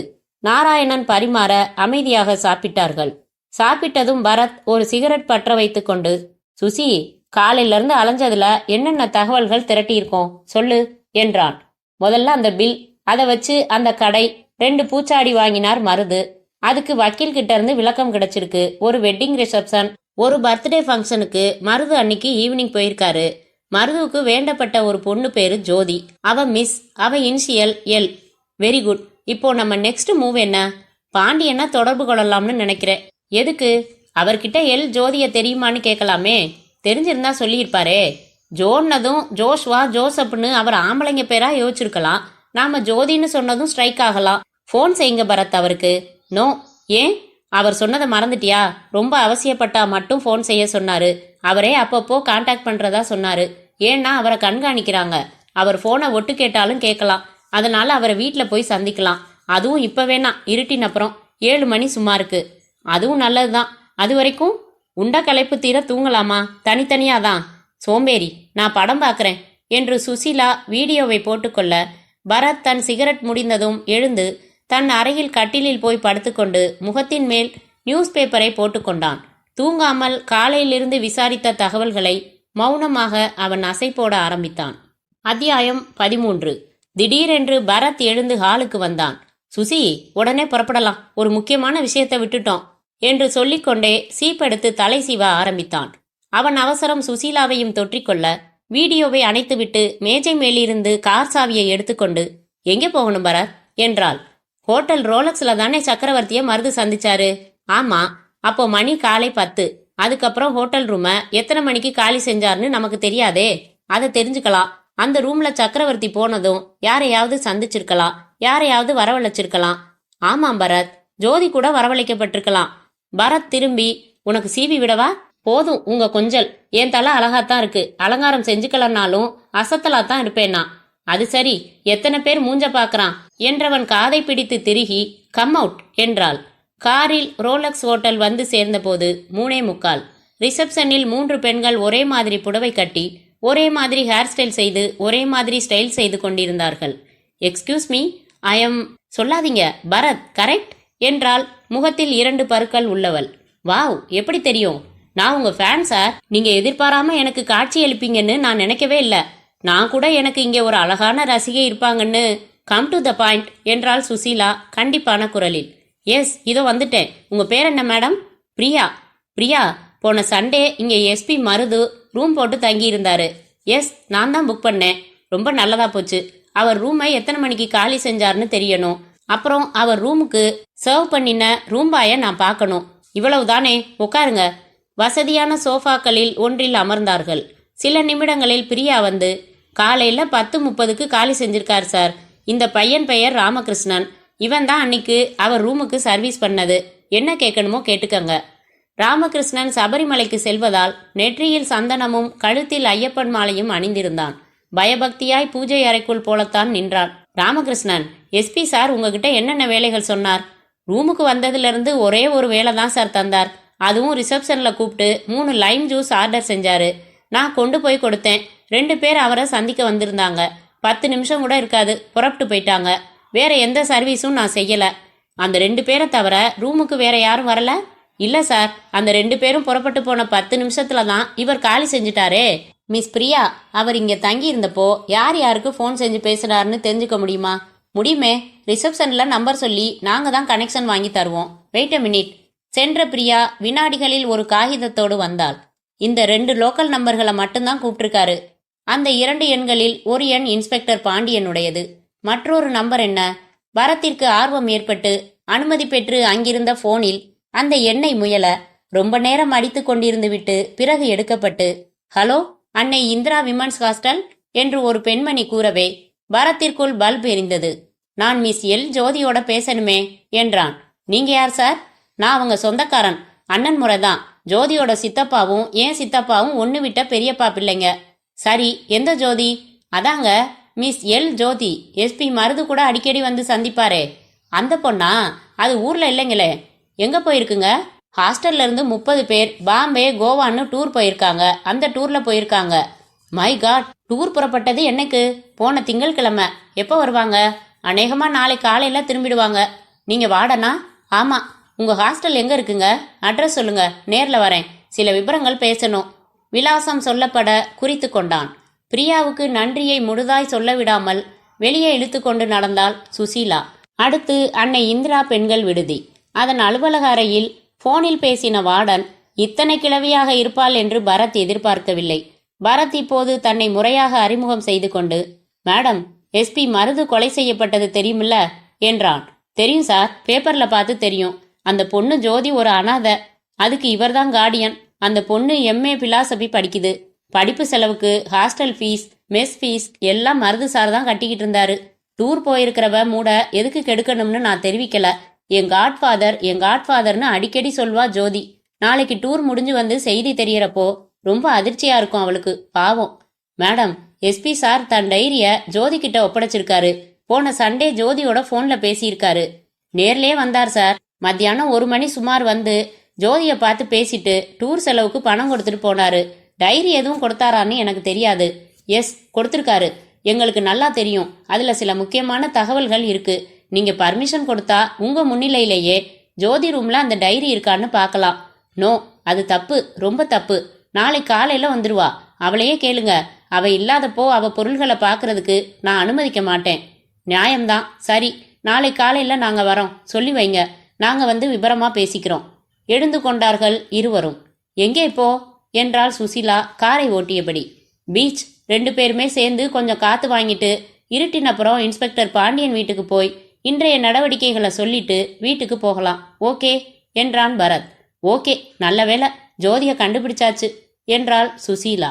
அத்தியாயம் 14. இருள் மெல்ல மெல்ல பாய் விரித்து கொண்டிருந்தது. நட்சத்திர குழந்தைகள் படுக்க வந்தன. அவைகளுக்கு கதை சொல்லி உறங்க வைக்க நிலா புறப்பட்டிருந்தது. இன்ஸ்பெக்டர் பாண்டியனின் வீட்டு வாசலில் கசாமுசாவென்று ரோஸ் கலர் காகித பூக்கள் மண்டி இருந்தன. கட்டி போடப்பட்டிருந்த நாய் குரைத்து காலிங் பெல் வேலையை செய்தது. கதவை திறந்தது அவர் மனைவியாகத்தான் இருக்க வேண்டும். யாருங்க வேணும்? மிஸ்டர் பாண்டியன் இல்லைங்களா? நான் முக்கியமா பார்க்கணும். இல்லையே, அவர் 4 நாளா வீட்டுக்கு வரலங்க. ஏதோ ஒரு முக்கியமான கேஸ் விஷயமா வெளியில எங்கேயோ தங்கி இருக்காரு. எங்க இருக்காருன்னு எனக்கே சொல்லல. ஓ அப்படிங்களா? காலையில எங்களை அவரா சந்திச்சாரு. மறுபடி அவரே கான்டாக்ட் பண்றேன்னாரு. அப்போ நான் பேசிக்கிறேன். அவர் ஒரு வேலை ஒப்படைச்சிருந்தாரு. அது சம்பந்தமா பாதி வேலை முடிஞ்சுது. அதை பத்தி பேசலாம்னு தான் வந்தோம். பரவாயில்ல, நாங்க வரோம். சரிங்க என்று அந்த அம்மா கதவை சாத்தியதும் சுசீலா இவனிடம், அவங்க தான் புருஷன் இல்லைங்கிறாங்களே, சரின்னு வரதை விட்டுட்டு இவங்க கிட்ட எல்லாத்தையும் ஒப்பிச்சுக்கிட்டு புடவை கட்டிக்கிட்டு நின்னா உடனே சலசலன்னு பேச ஆரம்பிச்சிடுறீங்கப்பா. உனக்கு என்ன திட்டுறதுன்னா ஐஸ்கிரீம் சாப்பிட்ற மாதிரி திட்டு. இப்போ உன்னை உங்க ஹாஸ்டல்ல டிராப் பண்ணணுமா, இல்ல வீட்டுக்கு வந்து ஸ்கூட்டர் எடுத்துக்கிட்டு போறியா? டிராப் பண்ணிடுங்க பரத். அதே மாதிரி காலையில ஜோதியை பார்க்க போறப்போ நீங்களே வந்து பிக்கப் பண்ணிக்கங்க. எவ்வளவு புரட்சி பேசி என்ன, கடைசியில நீயும் பாட்டி மாதிரி தான் நடக்கிற. அட்டகாசமா வீடு இருக்கு எனக்கு. எதுக்காக நீ ஹாஸ்டல்ல தங்குற? சமையல்காரனும் போட்டாச்சு, அங்கேயே வந்து தொலையேன். உன்னை நான் என்ன உன் விருப்பத்தை மீறி கற்பழிச்சிடுவேனா? Don't be silly Bharath. அந்த வீட்டுக்கு நான் உங்க மனைவியா தான் வர்றதுன்னு ஒரு சின்ன வைராக்கியம். எப்பம்மா கண்ணு? பகல்ல விரிவா பேசலாமே. சுசீலாவை அவளின் ஹாஸ்டலில் விட்டுவிட்டு பரத் வீட்டிற்கு வந்து சேர்ந்து 1 மணி நேரத்திற்கு பின் ஃபோன் வந்தது. ஹலோ, நான் இன்ஸ்பெக்டர் பாண்டியன் பேசுறேன். சார், நாங்கள் உங்கள் வீட்டுக்கு போனோம். உங்கள் ஒய்ஃப் நீங்கள் 4 நாளாக வீட்டுக்கு வரலன்னு. அதான் சொன்னேனே பரத், என்னை கண்காணிக்கிறாங்கன்னு. அதனால தான் இங்கேயே தலைமறைவாக இருக்கேன். ஆஃபீஸுக்கு கூட போகலை. உங்களையே ரகசியமாக தானே சந்திச்சேன். என்ன ஆச்சு? பாதி கிணறு தாண்டியாச்சு, இன்னும் பாதி கிணறு இருக்கு. நாளைக்கு ஒரு 10 மணிக்கு காலையில் என் ஆஃபீஸுக்கு ஃபோன் செஞ்சீங்கன்னா ஒரு ரிசல்ட் சொல்ல முடியும்னு நினைக்கிறேன். Very good very good. காலையில் ஃபோன் செய்கிறேன். Good night. பரத் ஃபோனை வைத்தான். அத்தியாயம் 15. பரத்தும் சுசீலாவும் காலையில் 8:30 மணிக்கு அந்த விடுதிக்கு வந்தபோது டூர் சென்றவர்கள் திரும்பி இருந்தார்கள். மாநிறமாக நல்ல உயரமாக இருந்த ஜோதி வார்டன் மூலம் செய்தி அறிந்து அழுதிருந்தது முகத்தில் தெரிந்தது. அவளை தனியாக சந்தித்து பரத் விபரமாக சுருக்கமாக இன்ஸ்பெக்டர் பாண்டியன் கொடுத்த வேலையை பற்றி சொல்லி டைரியை பற்றி விசாரிக்க, ஆமா சார், என்கிட்ட அவர் டைரியை ஒப்படைச்சு இதுல சில முக்கிய குறிப்புகள் இருக்கு. கிரிட்டிக்கலா ஏதாச்சும் ஆச்சுன்னா டிபார்ட்மெண்ட்ல இருந்து யாராச்சும் வந்து கேட்டா ஒப்படன்னு சொன்னாரு. நாங்க பாதி டிபார்ட்மெண்ட் தான், நீங்க தாராளமா என்ன நம்பி ஒப்படைக்கலாம் மேடம் என்றதும் அவள் தன் அறைக்கு சென்று அந்த டைரியை எடுத்து வந்தாள், கொடுத்தாள். பரத் அதை ஆர்வமாக அவசரமாக புரட்டினான். சென்ற ஞாயிறு தினத்தின் தேதியில் மருது இவ்வாறு எழுதி வைத்திருந்தார். பணம், ஆடியோ கேசட், வீடியோ கேசட், இந்த 3ஐயும் நான் எங்கே பத்திரப்படுத்தியுள்ளேன் என்கிற குறிப்பை 2 பகுதிகளாக கிழித்து ஒன்றை உட்லாண்ட்ஸ் ரிசப்ஷனில் அன்பளிப்பு கொடுத்த பூச்சாடிக்குள்ளும் மற்றொன்றை சவேராவில் நடந்த பர்த்டே பார்ட்டியில் அன்பளிப்பு கொடுத்த பூச்சாடிக்குள்ளும் வைத்திருக்கிறேன். மருது. மிஸ் ஜோதி, ரொம்ப தேங்க்ஸ். நாங்க இது தொடர்பா இன்னும் கொஞ்சம் அலைய வேண்டியிருக்கு. உங்களை அப்புறமா வந்து ஓய்வா சந்திக்கிறோம். ஹாஸ்டலில் இருந்து புறப்பட்டு உட்லாண்ட்ஸ் ஹோட்டல் வந்து அதன் ரிசப்ஷனில் அறிமுகப்படுத்தி கொண்டு, லாஸ்ட் சண்டே இங்க மேரேஜ் ரிசப்ஷன் ஒன்று நடந்ததே, அது யாரோடதுன்னு கொஞ்சம் பார்த்து சொல்லுங்களேன்.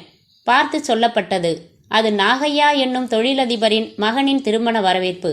நாகையாவின் விலாசமும் பெற்றுக்கொள்ளப்பட்டது. அதே போல சவேராவில் விசாரிக்க அன்று பர்த்டே அங்கு கொண்டாடியது பிரபல பின்னணி பாடகர் தேவா என்று தெரிந்தது. முதலில் நாகையா வீட்டிற்கு சென்றார்கள். விவரங்களை சொல்லி கேட்டதும் மருது பரிசளித்த அந்த பிளாஸ்டிக் பூச்சாடி கொண்டு வந்து தந்தார் அவர். அதன் உள்புறம் ஒரு காகிதம் சுருட்டி வைக்கப்பட்டிருப்பது பிளாஸ்டிக் பூக்களை எடுத்து பார்த்த போதுதான் தெரிந்தது. அதில் மியூசிக் என்றிருந்தது. அடுத்து பின்னணி பாடகர் தேவா வீட்டில் அதே மாதிரியான பூச்சாடியில் இருந்து எடுக்கப்பட்ட சீட்டில் அகாடமி J17 என்று இருந்தது. என்ன பரத் அர்த்தம் என்றாள் சுசீலா. சிம்பிள் சுசி, மியூசிக் அகாடமில J வரிசை 17ஆம் நம்பர் சீட்ல பார்க்கணும். அங்கிருந்து எங்கேயாவது போகச் சொல்லி சீட்டு இருக்குமோ என்னவோ. மியூசிக் அகாடமி வந்தார்கள். காலை 9:30க்கு.